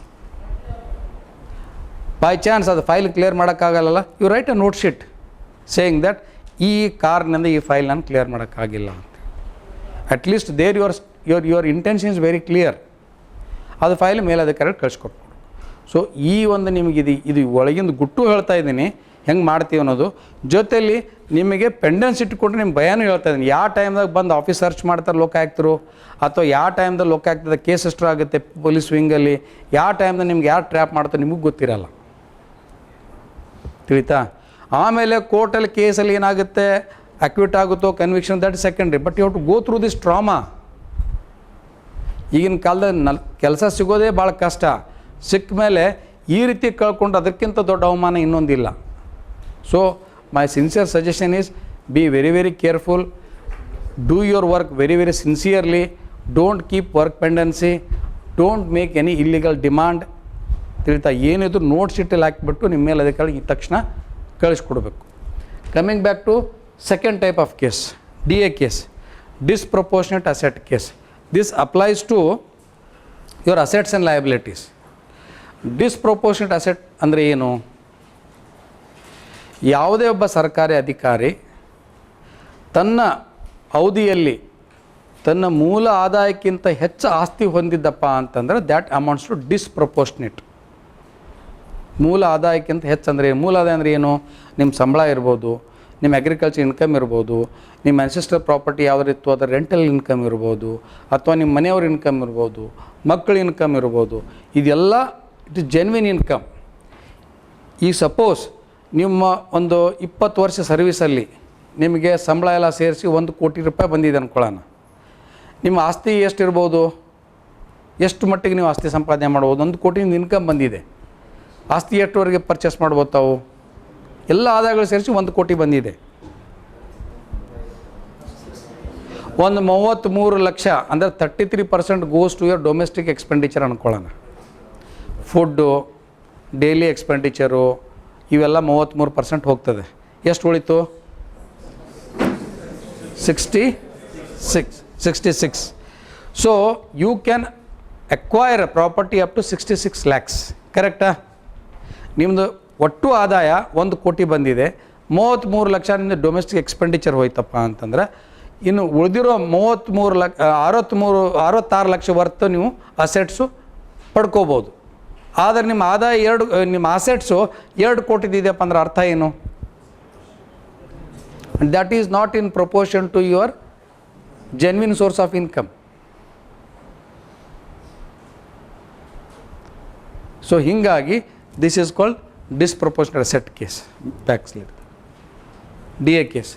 ಇದ್ರ ಬಗ್ಗೆ ಇನ್ನೂ ಸ್ವಲ್ಪ ಬಿಡಿಸಿ ಹೇಳೋದಪ್ಪ ಅಂತಂದರೆ, ಯಾವುದೇ ಒಂದು ಅಸೆಟ್ ಪರ್ಚೇಸ್ ಮಾಡಬೇಕಾದ್ರೂ ಸಹಿತ ನೀವು ಅಸೆಟ್ಸ್ ಆ್ಯಂಡ್ ಲಯಬಿಲಿಟೀಸ್ ಪ್ರತಿ ವರ್ಷ ಕೊಡಬೇಕು. ಏನು ರೀ, ದ್ಯಾಟ್ ಈಸ್ ಮ್ಯಾಂಡೇಟ್ರಿ. ನಿಮ್ಮ ಕಮಿಷನರ್ ಏನಿದಾರಲ್ಲ, ನಾವು ಅವರಿಗೆ ಒಂದು ಸರ್ಕ್ಯುಲರ್ಗಳಿದ್ದಾವೆ, ಅದು ಕೆಂಪಯ್ಯ ಸರ್ ಹೇಳಿದ್ದಾರೆ, I will share with your commissioner and he will have to issue a notice to each and everybody and ensure that everybody has filed his assets and liabilities as per performa 1 and 2. ಎರಡು perform ಇದೆ, ಒಂದು ಮೂವಬಲ್ಲು, ಒಂದು immovable assets. ಏನು ರೀ, ಇದು compulsory. ತಾವೆಲ್ಲ ಹೊಸದಾಗಿ ಇಲಾಖೆ ಸೇರಿದ್ದೀರಪ್ಪ ಅಂತಂದರೆ ಇಲ್ಲಿವರೆಗೆ ತಮ್ಮ ಹತ್ರ ಇರ್ತಕ್ಕಂಥ ಅನ್ಸೆಸ್ಟ್ರಲ್ ಪ್ರಾಪರ್ಟಿ ಇರ್ಬೋದು, ಏನು ರೀ, ಯಾರಾದರೂ ನಿಮ್ಗೆ ಈ ಹಿಂದೆ ಗಿಫ್ಟ್ ಕೊಟ್ಟಿರೋದಿರ್ಬೋದು, ಅದನ್ನೆಲ್ಲ ನೀಟಾಗೆಲ್ಲ ಆ ಫಾರ್ಮಲ್ಲಿ ಫಿಲಪ್ ಮಾಡಿ ಡಿಕ್ಲೇರ್ ಮಾಡಬೇಕು. ಯಾಕಂದರೆ ಇದು ಕ್ಯಾಲ್ಕುಲೇಟ್ ಮಾಡ್ತಿರ್ತೀವಿ ನಾವು, ಯಾವುದೋ ಡಿಸ್ಪ್ರಪೋಸ್ಡ್ ಅಸೆಟ್ ಕ್ಯಾಲ್ಕುಲೇಟ್ ಮಾಡುವಾಗ ನಿಮ್ಮದು ಅಸೆಟ್ಸ್ ಆ್ಯಂಡ್ ಲಯಬಿಲಿಟೀಸ್ ಕಂಪಲ್ಸರಿ ನಾವು ತೊಗೊಂಡಿರ್ತೀವಿ. ಆಮೇಲೆ ನಿಮ್ಗೆ ಹೇಳಿ ಇದು ಕೇಸ್ ಮಾಡಲ್ಲ. ನಾವು ಡಿಸ್ಕ್ರೀಟಾಗಿ ಇಂಟೆಲಿಜೆನ್ಸ್ ಕಲೆಕ್ಟ್ ಮಾಡ್ತಾ ಇರ್ತೀವಿ. ಈಗ ನಮ್ಮದೇ ಆದಂಥ ಒಂದು ಲಿಸ್ಟ್ಗಳಿದಾವೆ, ಅಗ್ರೀಡ್ ಲಿಸ್ಟು. ಕೆಲವೊಂದಿಲ್ಲ PWD ಇರ್ಬೋದು, ಅಥವಾ BDA ಇರ್ಬೋದು, BBMP ಇರ್ಬೋದು, ಅಬಕಾರಿ ಇಲಾಖೆ ಇರ್ಬೋದು, ಪೊಲೀಸ್ ಡಿಪಾರ್ಟ್ಮೆಂಟ್ ಇರ್ಬೋದು.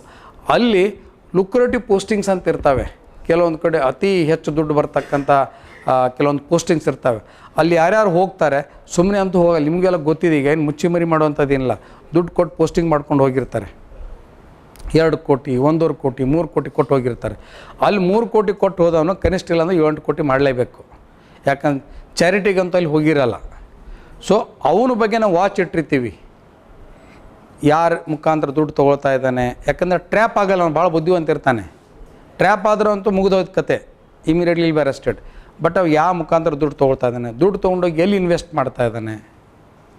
V have our own intelligence ಅಂತ ಹೇಳಿದ್ನಲ್ಲ, we keep a track of all such people. ಅವ್ರು ನಮ್ಮ ರಾಜ್ಯದಲ್ಲಿ ಇನ್ವೆಸ್ಟ್ ಮಾಡ್ಬೋದು, ಹೊರ ರಾಜ್ಯದಲ್ಲಿ ಆಗ್ಬೋದು, ಹೊರ ದೇಶದಲ್ಲೂ ಸಹಿತ ಅದು ಇನ್ವೆಸ್ಟ್ ಮಾಡ್ಬೋದು. So we keep a track of all such people. ಆಮೇಲೆ ಆವಾಗ ಕ್ಯಾಲ್ಕುಲೇಷನ್ ಮಾಡೋ ಹೊತ್ನ್ಯಾಗ ಅವನದು ಮೂಲ ಆದಾಯ ಎಷ್ಟು, ಅಸೆಟ್ಸ್ ಎಷ್ಟು, ಅವನು ಏನೇನು ಡಿಕ್ಲೇರ್ ಮಾಡಿದ್ದಾನೆ, ಡಿಕ್ಲೇರ್ ಮಾಡಿದ್ದು ಎಲ್ಲನೂ ನಾವು ಪರಿಗಣಿಸಲ್ಲ. ಡಿಕ್ಲೇರ್ ಮಾಡುವಾಗ ನೀವು ಮೂಲ ಆದಾಯ ಮುಖಾಂತರ ಬಂದಿದೆ ಅಂತೇಳಿ ಅದನ್ನು ನೀವು ಕೊಟ್ಟಿದ್ದೀರಿ, ಅದು ಸಪೋರ್ಟಿಂಗ್ ಡಾಕ್ಯುಮೆಂಟ್ಸ್ ಕೊಟ್ಟಿದ್ರೆ ಪರಿಗಣಿಸ್ತೀವಿ. ಬಟ್ ಯಾವ ಮೂಲ ಆದಾಯಕ್ಕಿಂತ ಮೀರಿ ನೀವೇನು ಡಿಕ್ಲೇರ್ ಮಾಡಿದ್ರು ಸಹಿತ that will amount to disproportion asset. So ಅದನ್ನು ನಾವು ಡಿಸ್ಪ್ರಪೋರ್ಷನ್ ಅಸೆಟ್ ಒಳಗೆ ಕ್ಯಾಲ್ಕುಲೇಟ್ ಮಾಡ್ತೀವಿ. ಸೊ ಆ ರೀತಿ ನಾವು ಡಿ ಎ ಕೇಸ್ಗಳನ್ನು ನಾವು ನಮ್ಮದೇ ಆದಂಥ ಒಂದು source information report intelligence wing ನಮ್ಮ ಮೇನ್ ಲೋಕಾಯುಕ್ತದ ಕೆಲಸ ಇರೋದು SIR ಕಲೆಕ್ಟ್ ಮಾಡೋದು. ಸೋರ್ಸ್ ಇನ್ಫಾರ್ಮೇಷನ್ ಡಿಸ್ಕ್ರೀಟಾಗಿ ಮಾಡ್ತಿರ್ತೀವಿ. ಸೊ ಕಲೆಕ್ಟ್ ಮಾಡಿ ಆ ಅಧಿಕಾರಿಗಳ ಯಾವ ಕ್ಲಬ್ ಮೆಂಬರ್ಗಳಾಗಿದ್ದಾರೆ, ಯಾವ ಗಾಡಿಗಳು ಇಟ್ಕೊಂಡಿದ್ದಾರೆ, ಎಷ್ಟು ಫಾರಿನ್ ಟೂರ್ ಹೋಗಿದ್ದಾರೆ, ಇದನ್ನೆಲ್ಲ ಸ್ಟಡಿ ಮಾಡ್ತಿರ್ತಾರೆ. ಮತ್ತು ನಿಮ್ಗೆ ಹೇಳಿದ್ನ ದುಶ್ಮನ್ ಕಾ ಅಂದರೆ ಬಗಲ್ ಮೇ ಅಂತ ಹೇಳ್ತಾರಲ್ಲ, ಹಾಗೆ ಅವ್ರ ಇಲಾಖೆದವರೇ ಕೊಡ್ತಿರ್ತಾರೆ ನಮ್ಗೆ ಕೆಲವೊಂದು ಇಂಟೆಲಿಜೆನ್ಸು. ನಾವೆಲ್ಲ ರೆಕಾರ್ಡ್ ಮಾಡಿ ಇಟ್ಕೊಂಡಿರ್ತೀವಿ. ಯಾವಾಗ ಅದು ನಮಗೆ ಅದು when it exceeds beyond our percentage, minimum ನಾವು ಏನು ಮಾಡ್ಕೊಳ್ತೀವಿ, ಒಂದು 100% ಡಿಸ್ಪ್ರಪೋರ್ಷನ್ಟ್ ಬರೋಂಗೆ ನೋಡ್ಕೋತೀವಿ. 80-90% ಬಂದರೂ ಮಾಡ್ತೀವಿ. 100% ಎಕ್ಸೆಡ್ ಆಯ್ತಪ್ಪ ಅಂದ್ರೆ ಡೆಫಿನೆಟಾಗಿ ಮಾಡ್ತೀವಿ. So that is about DA case. Coming back to 17A cases. ಈ 17A ಕೇಸಸ್ ಅಪ್ಪ ಅಂದರೆ ಏನಂದ್ರೆ, ಈ ಪ್ರಿವೆನ್ಷನ್ ಆಫ್ ಕರಪ್ಷನ್ ಆ್ಯಕ್ಟ್ ಇದೆಯಲ್ಲ, it underwent amendment in the year 2018. 2018ರಲ್ಲಿ ಅಮೆಂಡ್ಮೆಂಟ್ ಆಯಿತು.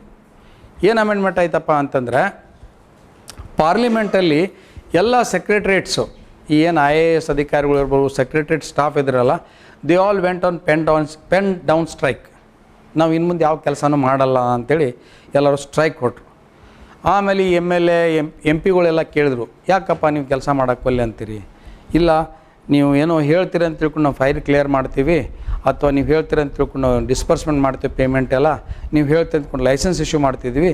ಬಟ್ CBIದವ್ರು ಏನು ಮಾಡ್ತಾ ಇದ್ದಾರಪ್ಪ ಅಂತಂದರೆ, ಪೊಲೀಸರು ಏನು ಮಾಡ್ತಾರೆ, ನಮ್ಮ ಕೇಸ್ ರಿಜಿಸ್ಟರ್ ಮಾಡಿಬಿಟ್ಟು ನಮ್ಮ ಇಂಟ್ರಾಗೇಷನ್ ಮಾಡಿ ಅರೆಸ್ಟ್ ಮಾಡಿ ಜೈಲಿಗೆ ಕಳಿಸ್ಕೊಡ್ತಾ ಇದ್ದಾರೆ. ನಮ್ಗೆ ಯಾವುದು ಪ್ರೊಟೆಕ್ಷನ್ ಇಲ್ಲ, ಅದ್ರಗೋಸ್ಕರ ನಾವು ಇನ್ಯಾವುದೂ ಫೈಲ್ ಕ್ಲಿಯರ್ ಮಾಡಲ್ಲ ಅಂತೇಳಿ ಎಲ್ಲ ಸ್ಟ್ರೈಕ್ ಮಾಡ್ತಾರೆ. ಸ್ಟ್ರೈಕ್ ಮಾಡಿದಾಗ ಇನ್ನೇನು ಸೊಲ್ಯೂಷನ್ ಏನು ಅಂತೇಳಿ ಎಲ್ಲ ಡಿಸ್ಕಷನ್ ಮಾಡಿದಾಗ ಎಲ್ಲ ಸೀನಿಯರ್ IAS ಆಫೀಸರ್ಸ್ ಎಲ್ಲ ಒಂದು ಗ್ರೂಪ್ ಮಾಡಿಕೊಂಡು ಏನು ಹೇಳಿದ್ರು, ಯಾವುದೇ ಒಂದು ಅಧಿಕಾರಿ ವಿರುದ್ಧ criminal misconduct case. Criminal misconduct ಅಂದರೆ ಏನು, ತನ್ನ ಒಂದು ಸರ್ಕಾರಿ ಕೆಲಸದ ಅವಧಿಯಲ್ಲಿ ಯಾವುದೇ ರಿಕಮೆಂಡೇಷನ್ ಮಾಡಿರ್ಬೋದು, ಸ್ಯಾಂಕ್ಷನ್ ಮಾಡಿರ್ಬೋದು, ಅಥವಾ ಅಮೌಂಟ್ ರಿಲೀಸ್ ಮಾಡಿರ್ಬೋದು. ಇಂಥ ಪ್ರಕರಣಗಳು ಬಂದಾಗ ಅವನ ಅಪಾಯಿಂಟಿಂಗ್ ಅಥಾರಿಟಿ, ಅಧಿಕಾರಿ ಅಪಾಯಿಂಟಿಂಗ್ ಅಥಾರಿಟಿ ಯಾರತ್ತಲ್ಲ, ಅವನು ಪರ್ಮಿಷನ್ ತೊಗೊಂಡು ಕೇಸ್ ಅಷ್ಟು ಮಾಡಬೇಕು ಅಂತ ಒಂದು ಅಮೆಂಡ್ಮೆಂಟ್ ತಂದರು. That is called 17A. ಅಂದರೆ ಏನು, ಈಗ ನಿಮ್ಮ ಕಡೆ ಒಂದು ಫೈಲ್ ಪೆಂಡಿಂಗ್ ಇರುತ್ತೆ, ಅಥವಾ ಒಂದು ಫೈಲಲ್ಲಿ ನೀವು ರಿಕಮೆಂಡ್ ಮಾಡಿಬಿಟ್ಟಿರ್ತೀರಿ, ಇಲ್ಲಿಗೆಲ್ಲ ರಿಕಮೆಂಡ್ ಮಾಡಿದ್ದೀರಿ ಅಂದ್ಕೊಳ್ಳೋಣ, ಏನ್ರಿ ಅವ್ನು ಇರಲ್ಲ ಲೈಸೆನ್ಸ್ ಇಶ್ಯೂ ಮಾಡಲಿಕ್ಕೆ, ಆದರೂ ನೀವು ಲೈಸೆನ್ಸ್ ಇಶ್ಯೂ ಮಾಡಿದ್ದೀರಿ. ಆದರೆ ನನಗೆ ಆ್ಯಸ್ ಎ ಪೊಲೀಸ್ ಆಫೀಸರ್ ಅದ್ರ ಬಗ್ಗೆ ನಾಲೆಜ್ ಇರಲ್ಲ, because I am not expert in all fields and I will not know the facts also. So ಅಂಥ ಸಂದರ್ಭದಲ್ಲಿ ಆ ಅಧಿಕಾರಿ ವಿರುದ್ಧ FIR ಮಾಡಬೇಕಪ್ಪ ಅಂತಂದರೆ, ನನಗೇನು ಮಾಹಿತಿ ಬಂದಿರುತ್ತಲ್ಲ ಆ ಮಾಹಿತಿಯನ್ನು ನಾನು ತಮ್ಮ ಕಮಿಷ್ನರ್ಗೆ ಬರೀಬೇಕಾಗತ್ತೆ. ಸ್ವಾಮಿ, ಇಂತಿಂಥ ಒಬ್ಬ ಡ್ರಗ್ ಇನ್ಸ್ಪೆಕ್ಟ್ರು ಈ ಲೈಸೆನ್ಸ್ ಇಶ್ಯೂ ಮಾಡಬೇಕಾದ್ರೆ ತಪ್ಪಾಗಿ ಲೈಸೆನ್ಸ್ ಇಶ್ಯೂ ಮಾಡಿ ಸರ್ಕಾರಕ್ಕೆ ನಷ್ಟ ಮಾಡಿದ್ದಾನೆ ಮತ್ತು ಇಂತಿಂಥವ್ರಿಗೆ ಲಾಭ ಮಾಡೋ ಉದ್ದೇಶದಿಂದ ಮಾಡಿದ್ದಾನೆ ಅಂಥೇಳಿ ನಾನೊಂದು ಅವ್ರಿಗೆ ಪರ್ಮಿಷನ್ಗೆ ಬರಿತೀನಿ. ಯಾರಿಗೆ? ಕಮಿಷ್ನರ್ಗೆ. ಕಮಿಷ್ನರ್ ಅದನ್ನು ನೋಡ್ತಾರೆ ಡಿಸ್ಕ್ರೀಟಾಗಿ, ಆ ಫೈಲು ತರಿಸ್ಕೋತಾರೆ. ಇಂಟರ್ನಲ್ಲಿ ಅವ್ರದ್ದೇ ಆದಂಥ ಒಂದು ಎನ್ಕ್ವೈರಿ ಮಾಡಿದಂಗೆ ಮಾಡಿ ಆ ಡ್ರಗ್ ಇನ್ಸ್ಪೆಕ್ಟರ್ ಇರ್ಬೋದು ಅಥವಾ ಅಲ್ಲಿರ್ತಕ್ಕಂಥ ಅಧಿಕಾರಿ ಯಾರಾದರೂ ತಪ್ಪು ಮಾಡಿದ್ರಪ್ಪ ಅಂದ್ರೆ, ಹೌದು ಇವ್ರು ಮಾಡಿರೋ ತಪ್ಪು ಅಂಥೇಳಿ ನಮಗೆ ತನಿಖೆ ಮಾಡಲಿಕ್ಕೆ ಅನುಮತಿ ಕೊಡ್ತಾರೆ. That is called 17A permission. ಆ ಪರ್ಮಿಷನ್ ಕೊಟ್ಟ ನಂತರ ನಾವು FIR ಮಾಡಿ ಸರ್ಚ್ ಮಾಡಿ ಆ ಆಫೀಸ್ ಫೈಲ್ಗಳೆಲ್ಲ ಸೀಸ್ ಮಾಡಿ ತನಿಖೆ ಕೈಗೊಳ್ತೀವಿ. ಸೊ ಈ ಅಮೆಂಡ್ಮೆಂಟ್ ಯಾಕೆ ಮಾಡಿ, basically to give protection to the officers. But ಇದು ಏನಾಗಿದೆ ಇತ್ತೀಗ 17A ಪರ್ಮಿಷನು, ಎಷ್ಟೋ ಸಂದರ್ಭದಲ್ಲಿ ನಾವು ಪರ್ಮಿಷನ್ ಕಳಿಸ್ತೀವಿ, ಬರೋದೇ ಇಲ್ಲ. ಯಾಕಂದರೆ ಬಹುಶಃ ಒಂದು ಅವರು ಇನ್ವಾಲ್ವ್ ಆಗಿರ್ತಾರೆ, ಇಲ್ಲಕ್ಕೆ ಅವರೇ ಹೇಳಿರ್ತಾರೆ ಮಾಡಿ ಅಂಥೇಳಿ. ಎರಡನೇದು, ಬೇಗ ಪರ್ಮಿಷನ್ ಬರದೇ ಇರೋ ಕಾರಣಕ್ಕೆ ಡಿಲೇ ಆಗುತ್ತೆ. ಕೋರ್ಟ್ ಈ ಅಮೆಂಡ್ಮೆಂಟ್ ಪ್ರಕಾರ within 3 months plus 1 month grace period ಕೊಟ್ಟಿದ್ದಾರೆ. ಬಟ್ ಎಷ್ಟೋ ಸುಮಾರು ನಮ್ದು ಇಲ್ಲಾಂದರೆ 350 ಕೇಸ್ಗಳಲ್ಲಿ ಸರ್ಕಾರದಿಂದ ಅನುಮತಿ ಬರೋದು ಬ್ಯಾಲೆನ್ಸ್ ಇದೆ. ಸೊ ಹೀಗಾಗಿ ಇತ್ತೀಚೆಗೆ Nagaratna judge, supreme court judge madam ಮತ್ತು ಡಾಕ್ಟರ್ ವಿಶ್ವನಾಥ್ ಅವರು ಡಬಲ್ ಬೆಂಚ್ದವರೊಂದು ಆದೇಶ ಮಾಡಿದರು.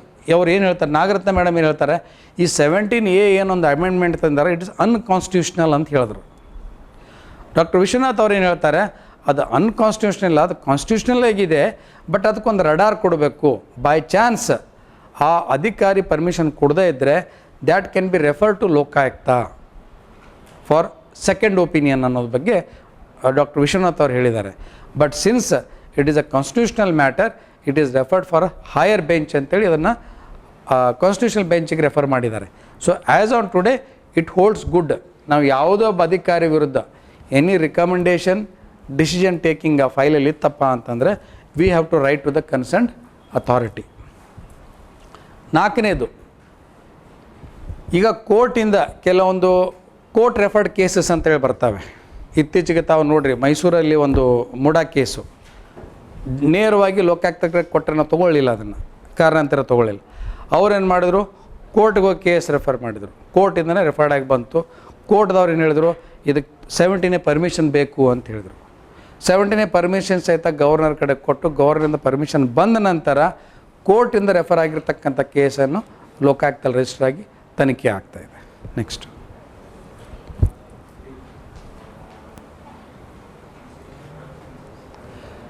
ಹಾಂ, ಈಗ ಏನಾಯ್ತು, ಟೀ ಬ್ರೇಕ್ ಐತೆ. ಟೀ ಬ್ರೇಕ್ ಹೋಗೋಕ್ಕಿಂತ ಮುಂಚೆ ಅದೊಂದು ಸ್ಮಾಲ್ ವಿಡಿಯೋ ಇದೆ, 2 ಮಿನಿಟ್ಸ್ ನೋಡ್ಬೋದಾ? ಅದು ವಿಡಿಯೋ ತೋರಿಸ್ಬಿಡಿ.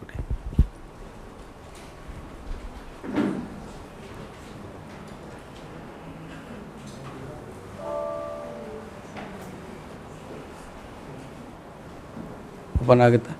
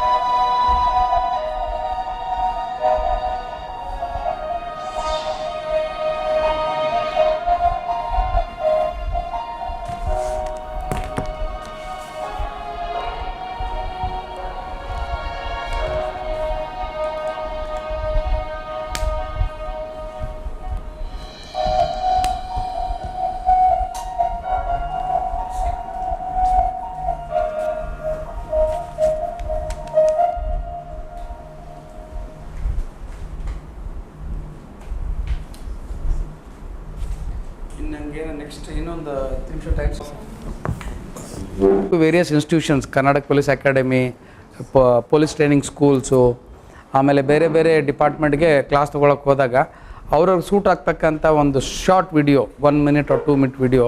ಯಾಕಂದ್ರೆ ನಾನು ಎಷ್ಟೇ ಹೇಳಿದ್ರು ಎಷ್ಟೇ ಪ್ರೆಸೆಂಟೇಷನ್ ಕೊಟ್ಟರು ಸಹಿತ what you see you believe. Okay, so ಹಂಗಾಗಿ ಆ ಒಂದು ವಿಡಿಯೋ ನಿಮಗೆ ಸೆಲೆಕ್ಟ್ ಯಾಕೆ ಮಾಡಿದ್ನಪ್ಪ ಅಂತಂದರೆ you are dealing with drugs department also.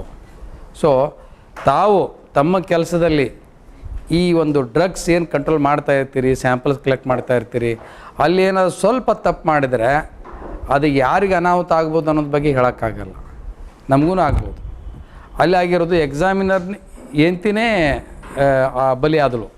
ಯಾವುದು, ಅವನ ಒಬ್ಬ ಅನ್ಕ್ವಾಲಿಫೈಡ್ ಡಾಕ್ಟ್ರನ್ನ ಪಾಸ್ ಮಾಡಿದ್ದಕ್ಕೆ ತನ್ನ ಸ್ವಂತ ಎಂತಿನೇ, ಇದು ಆ್ಯಕ್ಚುಲಿ ಫ್ಯಾಕ್ಟ್. ಇದು though it is script video, but it is fact. ಇದು ಕೊನೆಗೆ I will not take much time to conclude. ಯಾಕಂತಂದರೆ it is a beginning of your service and I have seen your director also taking lot of interest to conduct trainings. Training is a very essential aspect of any institution. Unfortunately, in Karnataka, training is the most neglected wing. But ಇತ್ತೀಚೆಗೆ develop ಆಗ್ತಾ ಇದೆ. ನನ್ನ 33 ವರ್ಷ ಸರ್ವಿಸಲ್ಲಿ ನಾನು Karnataka police ಅಕಾಡೆಮಿಲಿ 94ರಲ್ಲಿ training ತೊಗೊಂಡಿದ್ದೆ. ತದನಂತರ ನನಗೆ ಒಂದೇ ಒಂದು ಸಲ ಕರೆದಿದ್ದರು ಟ್ರೈನಿಂಗ್ ಕೊಡಲಿಕ್ಕೆ. 33 ವರ್ಷದಲ್ಲಿ ಒಂದೇ ಒಂದು ಸಲ ಕರೆದಿದ್ದರು ಪೋಸ್ಟ್ ಪ್ರಮೋಷನಲ್ ಟ್ರೈನಿಂಗ್ ಅಂತೇಳಿ. ಅದು since I was a trainer, ಆ ಟ್ರೈನಿಂಗು ನನಗೆ ಅಟೆಂಡ್ ಮಾಡಿಕೊಡ್ಲಿಲ್ಲ, ಕ್ಲಾಸ್ ತೊಗೊಳಕ್ಕೆ ಹಚ್ಚಿದ್ರು ಮತ್ತು ಆಫೀಸ್ ಕರೆಸಿದ್ರು. ಬಟ್ ಫ್ಯಾಕ್ಟ್ ಏನಪ್ಪ ಅಂತಂದರೆ ಟ್ರೈನಿಂಗ್ ಪ್ರತಿ ವರ್ಷ ಕನಿಷ್ಠ 2-3 ಸಲ ಆಗಬೇಕು. ನಾನು 8 ವರ್ಷ CBIಯಲ್ಲಿ 16 ಸಲ ಟ್ರೈನಿಂಗ್ ಮಾಡಿದ್ದೀನಿ. 33 ವರ್ಷ ನಮ್ಮ ಕರ್ನಾಟಕ ಪೊಲೀಸಲ್ಲಿ ಒಂದೇ ಒಂದು ಸಲ ಕರೆದಿದ್ದರು. So CBI is able to excel well. Conviction rate ಅವ್ರದ್ದು ಯಾಕೆ ಜಾಸ್ತಿ ಇದೆಯಪ್ಪ ಅಂದರೆ ಬಿಕಾಸ್ ಆಫ್ ಟ್ರೈನಿಂಗ್. ಸೊ ನಂಗೆ ಭಾಳ ಖುಷಿ ಆಯಿತು. ಇವ್ರು ನಂಗೆ ಟ್ರೈನಿಂಗನ್ನು ನಂಗೆ ಎಷ್ಟು ಟೈಮ್ ಕೊಡ್ತೀರ ಕೇಳಿದಾಗ. Training is very very essential. ನಿಮ್ಗೆ ಯಾರಾದರೂ ಟ್ರೈನಿಂಗ್ ಕರೆದ್ರೆ ದಯವಿಟ್ಟು ಹೋಗಬೇಕು. ಆಗಲೇ ವೈದ್ಯ ಸರು ಹೇಳ್ತಾಯಿದ್ರು, ಹಿರಿಯರ ಮಾತು ಕೇಳಬೇಕು, ಆಮೇಲೆ ಎಕ್ಸ್ಪೀರಿಯನ್ಸ್ಡ್ ಆಫ್ ಜೊತೆ ಕಾಂಟ್ಯಾಕ್ಟ್ ಇಟ್ಕೋಬೇಕು. ಸ್ಮಾಲ್ ಡೌಟ್ ಇದ್ದರೂ ಸಹಿತ, ನಿಮ್ಗೆ ಡೌಟ್ ಒಂದು ಸ್ವಲ್ಪನೂ ಇದ್ದರೂ ಸಹಿತ immediately contact your seniors and take their opinions. Very essential. ಇವತ್ತಿಗೂ ನಂಗೆ 33 ವರ್ಷ ಸರ್ವಿಸ್ ಆದರೂ ಸಹಿತ ನಾವು ವೈದ್ಯ ಸಾಹೇಬ್ರಿಗೆ ಕನಿಷ್ಠ ತಿಂಗಳದಾಗ ಇಲ್ಲಾಂದ್ರೆ 1-2 ಸತಿ ಕಾಲ್ ಮಾಡ್ತಾ ಇರ್ತೀನಿ. ಇಲ್ಲ ನಮ್ಮ my father in law also very eminent officer, retired S SP. ಅವ್ರಿಗೂ ಕೇಳ್ತಿರ್ತೀನಿ ಇಂಥ ಒಂದು ಕೇಸ್ ಬಂದಿದೆ, ಯಾವ ರೀತಿ ಅದನ್ನು ಹ್ಯಾಂಡಲ್ ಮಾಡಬೇಕು ಅಂತೇಳಿ. CBIದಾಗಿರ್ತಕ್ಕಂಥ ಸೀನಿಯರ್ ಮೋಸ್ಟ್ ಆಫೀಸರ್ಸ್ ಅವರೆಲ್ಲ ಬೇರೆ ಬೇರೆ ಸ್ಟೇಟಲ್ಲಿ ಇದ್ದಾರೆ ಇವತ್ತು, ಅವ್ರಿಗೆ ಕೇಳ್ತಾ ಇರ್ತೀನಿ. So training is very very essential and I request the head of this organisation, commissioner also, to conduct training as often as possible. If not physically ಎಲ್ಲರನ್ನೂ ಕರೆಸಿ ಟ್ರೈನಿಂಗ್ ಕೊಡೋಕ್ಕಾಗಲ್ಲ ಅಂದರೆ ಈಗೆಲ್ಲ ಆನ್ಲೈನ್ ಟ್ರೈನಿಂಗ್ ಬಂದಿದೆ, ಆನ್ಲೈನ್ ಟ್ರೈನಿಂಗ್ ತೊಗೊಳ್ಬೋದು. ಯಾಕಂದರೆ ಈಗ criminals are always 1 step ahead of us. ನೀವು ಇವತ್ತು ಒಂದು ಈ ರೀತಿ ಡ್ರಗ್ ತೊಗೊಂಡು ಅದನ್ನು ಮಾಡ್ತಾಯಿದ್ರೆ ಅವರು 4 kg ಬೇರೆ ಟೈಪ್ ಬೇರೆ ರೂಪದಲ್ಲಿ ಡ್ರಗ್ ಸಪ್ಲೈ ಮಾಡ್ತಿರ್ತಾರೆ. ಆಮೇಲೆ ಫುಡ್ ಅಲ್ಟ್ರೇಷನ್ ಮಾಡ್ತಾ ಇರ್ತಾರೆ. ಸೊ ಈ ongoing training and you should form one group of your own. whenever you detect any case, immediately shoot it in the group so that others also come get awareness of it and learn out of the training. Coming to assets and liabilities, ತಾವೆಲ್ಲ ಹೊಸ ಇಲಾಖೆ ಸೇರಿದಿರಿ. ತಮ್ಮ ಅನ್ಸೆಸ್ಟರ್ ಪ್ರಾಪರ್ಟಿಗಳು, ತಮ್ಮ ಹೆಸರಲ್ಲಿರ್ತಕ್ಕಂಥ assets, ತಮ್ಮ ಮನೆಯವರ ಹೆಸರಲ್ಲೇ, ಮಕ್ಕಳ ಹೆಸರಲ್ಲಿರ್ತಕ್ಕಂಥ ಅಸೆಟ್ಸ್ ಅಷ್ಟು ನೀಟಾಗೆಲ್ಲ ಡಿಕ್ಲೇರ್ ಮಾಡಬೇಕು, compulsory. Number 2, time to time IT returns file ಮಾಡಬೇಕು. ವೆದರ್ ನಿಮ್ಗೆ ಅಪ್ಲೈ ಆಗುತ್ತೋ, ಇನ್ಕಮ್ ಟ್ಯಾಕ್ಸ್ ಬರುತ್ತೋ ಇಲ್ಲೋ ಗೊತ್ತಿಲ್ಲ, but you should invariably file income tax returns. Number 2, keep your service records clean. ನಿಮ್ಗೆ SR ಅಂತ ಸರ್ವಿಸ್ ರಿಜಿಸ್ಟರ್ ಅಂತ ಒಂದು ಇರ್ತದೆ. ಸರ್ವಿಸ್ ರಿಜಿಸ್ಟರ್ ಎಷ್ಟು ಸಾಧ್ಯ ಆದಷ್ಟು ಅಲ್ಲಿ ಯಾವುದೋ ರಿಮಾರ್ಕ್ ಆಗದಂಗೆ ನೋಡ್ಕೊತಕ್ಕದ್ದು ನಿಮ್ಮ ಕೆಲಸ. ಯಾಕಂದರೆ ನಮ್ಗೆ ಹೇಳಿದ್ರಲ್ಲ ಸರ್, ಆಗ ಹೇಳ್ತಾಯಿದ್ರು, I was also selected in RAW, research analysis wing. ನಾನು ಯಾಕೆ ಹೋಗಲಿಲ್ಲಪ್ಪ ಅಂದರೆ ಪೋಸ್ಟಿಂಗ್ ಇಶ್ಯೂ ಬಂದುಬಿಡ್ತು. ಅವಾಗ ನಾರ್ತ್ ಈಸ್ಟ್ ಹಾಕಿದ್ರು, ನಾನು ಸೌತ್ ಇಂಡಿಯಾ ಎಲ್ಲಾದರೂ ಕೊಡ್ರಿ ಅಂತ ಹೇಳಿದೆ. ಯಾವುದೇ ಒಂದು ಆರ್ಗನೈಸೇಷನ್ ನೀವು ಡೆಪ್ಯುಟೇಷನ್ ಹೋಗೋದಾಯ್ತಪ್ಪ ಅಂದರೆ ಫಸ್ಟ್ ನೋಡೋದೇ ನಿಮ್ಮ ಸರ್ವಿಸ್ ರಿಜಿಸ್ಟ್ರು, ನಿಮ್ಮ ಟ್ರ್ಯಾಕ್ ರೆಕಾರ್ಡು. ನಿಮ್ಮ ಪೋಸ್ಟಿಂಗ್ ಕೊಡಬೇಕಾದ್ರೂ ಸಹಿತ ನಿಮ್ಮ ಬಗ್ಗೆ ಬ್ಯಾಕ್ಗ್ರೌಂಡ್ ಚೆಕ್ ಮಾಡೇ ಮಾಡ್ತಾರೆ. ಸೊ ಹೀಗಾಗಿ you to maintain your service records like your mirror. ನೀವು ಏನಂತ ಗೊತ್ತಾಗಬೇಕಾದ್ರೆ ನಿಮ್ಮ ಸರ್ವಿಸ್ ರಿಜಿಸ್ಟರ್ ತೊಗೊಂಡ್ಬಿಟ್ರೆ ಗೊತ್ತಾಗ್ಬಿಡ್ಬೇಕು. ಇವ್ರು ಇಂತಿಂಥ ಕಡೆ ಕೆಲಸ ಮಾಡಿದ್ದಾರೆ, ಇಷ್ಟು ರಿವಾರ್ಡ್ ತೊಗೊಂಡಿದ್ದಾರೆ, ಇಂಥ ಡಿಟೆಕ್ಷನ್ ಮಾಡಿದ್ದಾರೆ. ಆ ದುಡ್ಡು ಬರುತ್ತೋ ಬಿಡುತ್ತೋ ಆ ಮಾತು ಬೇರೆ. your service register should be your record. Then coming to ಎಲ್ಲರಿಗೂ ನೌಕರಿ ಸಿಗಲ್ಲ. ನನಗಿಂತ ಎಷ್ಟೋ ಬುದ್ಧಿವಂತರು, ನನಗೆ ಯಾರು ಪಾಠ ಹೇಳ್ತಾರೆ ಸ್ಕೂಲಲ್ಲಿ ಅವ್ರಿಗೆ ಇವತ್ತು ಅವ್ರ ಜಾಬ್ ಇಲ್ಲ, ನಿಮಗೆಲ್ಲ ಇವತ್ತು ಜಾಬ್ ಸಿಕ್ಕಿದೆ. ಎಷ್ಟೋ ನಿಮ್ಗಿಂತ 10 ಪಟ್ಟು ಬುದ್ಧಿವಂತರವ್ರು ಚಪ್ಪಲ್ದವ್ರು ಓಡಲ್ಲಿ ತಿರುಗಾಡ್ತಾ ಇದ್ದಾರೆ. ಆದರೆ ಇವತ್ತು ನಿಮ್ಗೆ ಜಾಬ್ ಸಿಕ್ಕಿದೆ, ಅದು ಹಿರಿಯರ ಆಶೀರ್ವಾದ ಅಂದ್ಕೊಳ್ಳಿ, ಅದು ನಿಮ್ಮ ತಂದೆ ತಾಯಿ ಆಶೀರ್ವಾದ ಅಂದ್ಕೊಳ್ರಿ, ದೇವ್ರ ಪುಣ್ಯ ಅಂದ್ಕೊಳ್ರಿ, ಜಾಬ್ ಸಿಕ್ಕಿದೆ. You have to excel well in your service. ನಾನು 33 ವರ್ಷ ಸರ್ವಿಸಲ್ಲಿ 16 ವರ್ಷ ಡೆಪ್ಯುಟೇಷನ್ಲಿದ್ದೆ, 23 ವರ್ಷ ಯೂನಿಫಾರ್ಮ್ ಹಾಕಿಲ್ಲ, ನೋ ಇಶ್ಯೂ. 8-9 ವರ್ಷ ಮಾತ್ರ ಹಾಕಿದ್ದೀನಿ. But I have enjoyed. ನನ್ನ ಕಡೆ ದುಡ್ಡು ಕಡಿಮೆ ಇರ್ಬೋದು, ದುಡ್ಡು ಇರದೇ ಇರ್ಬೋದು, ಬಟ್ ನನ್ನ ಸರ್ವಿಸ್ ಏನು ನನಗೊಂದು ಕಿಕ್ ಕೊಡ್ತದಲ್ಲ, ಅದು ಯಾವ ದುಡ್ಡಲ್ಲಿ ಅಷ್ಟು ಕಿಕ್ ಕೊಡೋಕ್ಕೆ ಸಾಧ್ಯ ಇಲ್ಲ. ಹೀಗಾಗಿ ನೀವೊಂದು ಭಾಳ ಇಂಪಾರ್ಟೆಂಟ್ ಆರ್ಗನೈಸೇಷನ್ಲಿದ್ದೀರಿ. ಡ್ರಗ್ ಕಂಟ್ರೋಲ್ ಇರ್ಬೋದು, ಫುಡ್ ಸೇಫ್ಟಿ ಇರ್ಬೋದು, ವೆರಿ ವೆರಿ ಎಸೆನ್ಷಿಯಲ್ ಆಸ್ಪೆಕ್ಟ್ ಡಿಪಾರ್ಟ್ಮೆಂಟಲ್ಲಿದ್ದೀರಿ. ನೀವು ಸರ್ವಿಸ್ ರೆಕಾರ್ಡ್ ಭಾಳ ಚೆನ್ನಾಗಿ ಮೇಂಟೈನ್ ಮಾಡಬೇಕು. Coming back to you have to set an example to not to the department, not to the government, first to your own children. ನಿಮ್ಮ ಮನೆಗೆ ಹೋದ್ಮ್ಯಾಗೆ ನಿಮ್ಮ ಮಕ್ಕಳಿಗೆ ಹೇಳುವಂಥ ಒಂದು ಯಾವುದೋ ಒಂದು ಒಳ್ಳೆ ಸುದ್ದಿ ತೊಗೊಂಡು ಹೋಗಿರಬೇಕು. ಅಲ್ಲಿ ನೀವು if are able to set an example to your children, definitely set an example to your department and to the nation at large.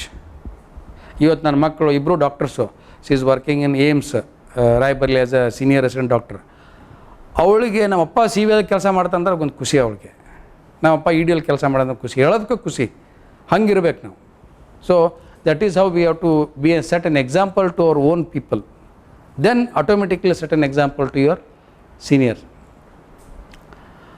ಆಮೇಲೆ ಎಥಿಕಲ್ ಲೀಡರ್ಶಿಪ್ ಇರಬೇಕು. ಅದೆಲ್ಲ ನಿಮ್ಮ ಸೀನಿಯರ್ಸ್ ಹೇಳ್ಕೊಡ್ತಾರೆ, ಅದೇನು ನಾನು ಹೆಚ್ಚು ಹೇಳೋದು ಬೇಕಾಗಿಲ್ಲ.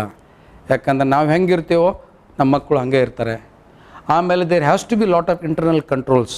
ಅದಕ್ಕೇನು ಮಾಡಬೇಕಪ್ಪ ಅಂದ್ರೆ whoever is a commissioner of this organisation, they have to have a beautiful structure and it is a dynamic structure.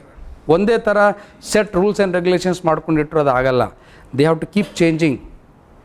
ಯಾಕಂದರೆ ಅಡ್ಮಿನಿಸ್ಟ್ರೇಷನ್ ಚೇಂಜ್ ಆಗುತ್ತೆ, rules and regulations also have to be changed, investigation skills have to be changed, you have to adapt new things, training ಇರ್ಬೋದು. So you have it has a dynamic process, ಅದು change ಆಗ್ತಾ ಇರಬೇಕು. And training ಬಗ್ಗೆ ನಿಮ್ಗೆ ಆಗಲೇ ಹೇಳಿದೆ. So with this I have taken lot of your time, I have overshot my time. ನನಗೆ ಗೊತ್ತಿರಲಿಲ್ಲ ಎಷ್ಟು ಅಂತೇಳಿ, ನಾನು ಬಹುಶಃ 1.5-2 ಗಂಟೆ ಆಗಿದ್ದು. ಆದರೆ ಕಡಿಮೆ ಟೈಮಲ್ಲಿ ನನಗಿರ್ತಕ್ಕಂಥ ಅನುಭವ ನಾನು ಶೇರ್ ಮಾಡಿದ್ದೀನಿ. And I wish you all the best and do well in your service. Thank you.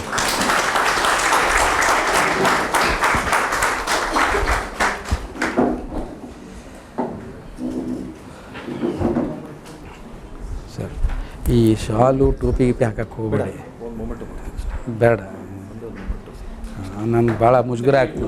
Basavaraj sir ಉಪ ಲೋಕಾಯುಕ್ತರು,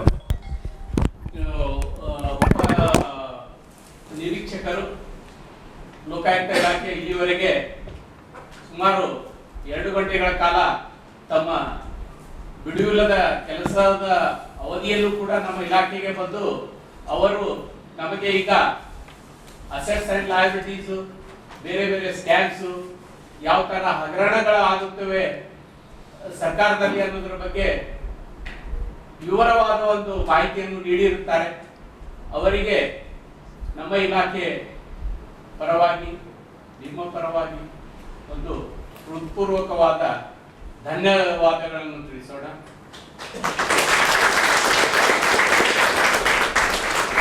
ನಮ್ಮ ಹಿರಿಯ ಅಧಿಕಾರಿಯಾದ ಡಾಕ್ಟರ್ ಕೆಂಪಯ್ಯ ಸುರೇಶ್, ಉಪ ಔಷಧ ನಿಯಂತ್ರಕರು, ಕೇಂದ್ರ ಕಚೇರಿ, ಇವರಿಂದ ಒಂದು ನೆನಪಿನ ಕಾಣಿಕೆಯನ್ನು ನೀಡುವ ಮುಖಾಂತರ ಅವರಿಗೆ ಒಂದು ಧನ್ಯವಾದವನ್ನು ತಿಳಿಸೋಣ.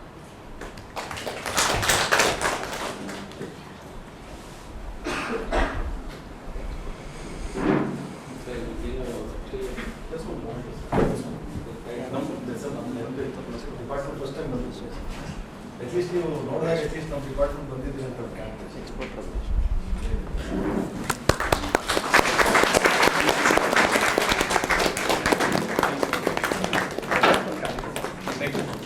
Thank you very much. All the best.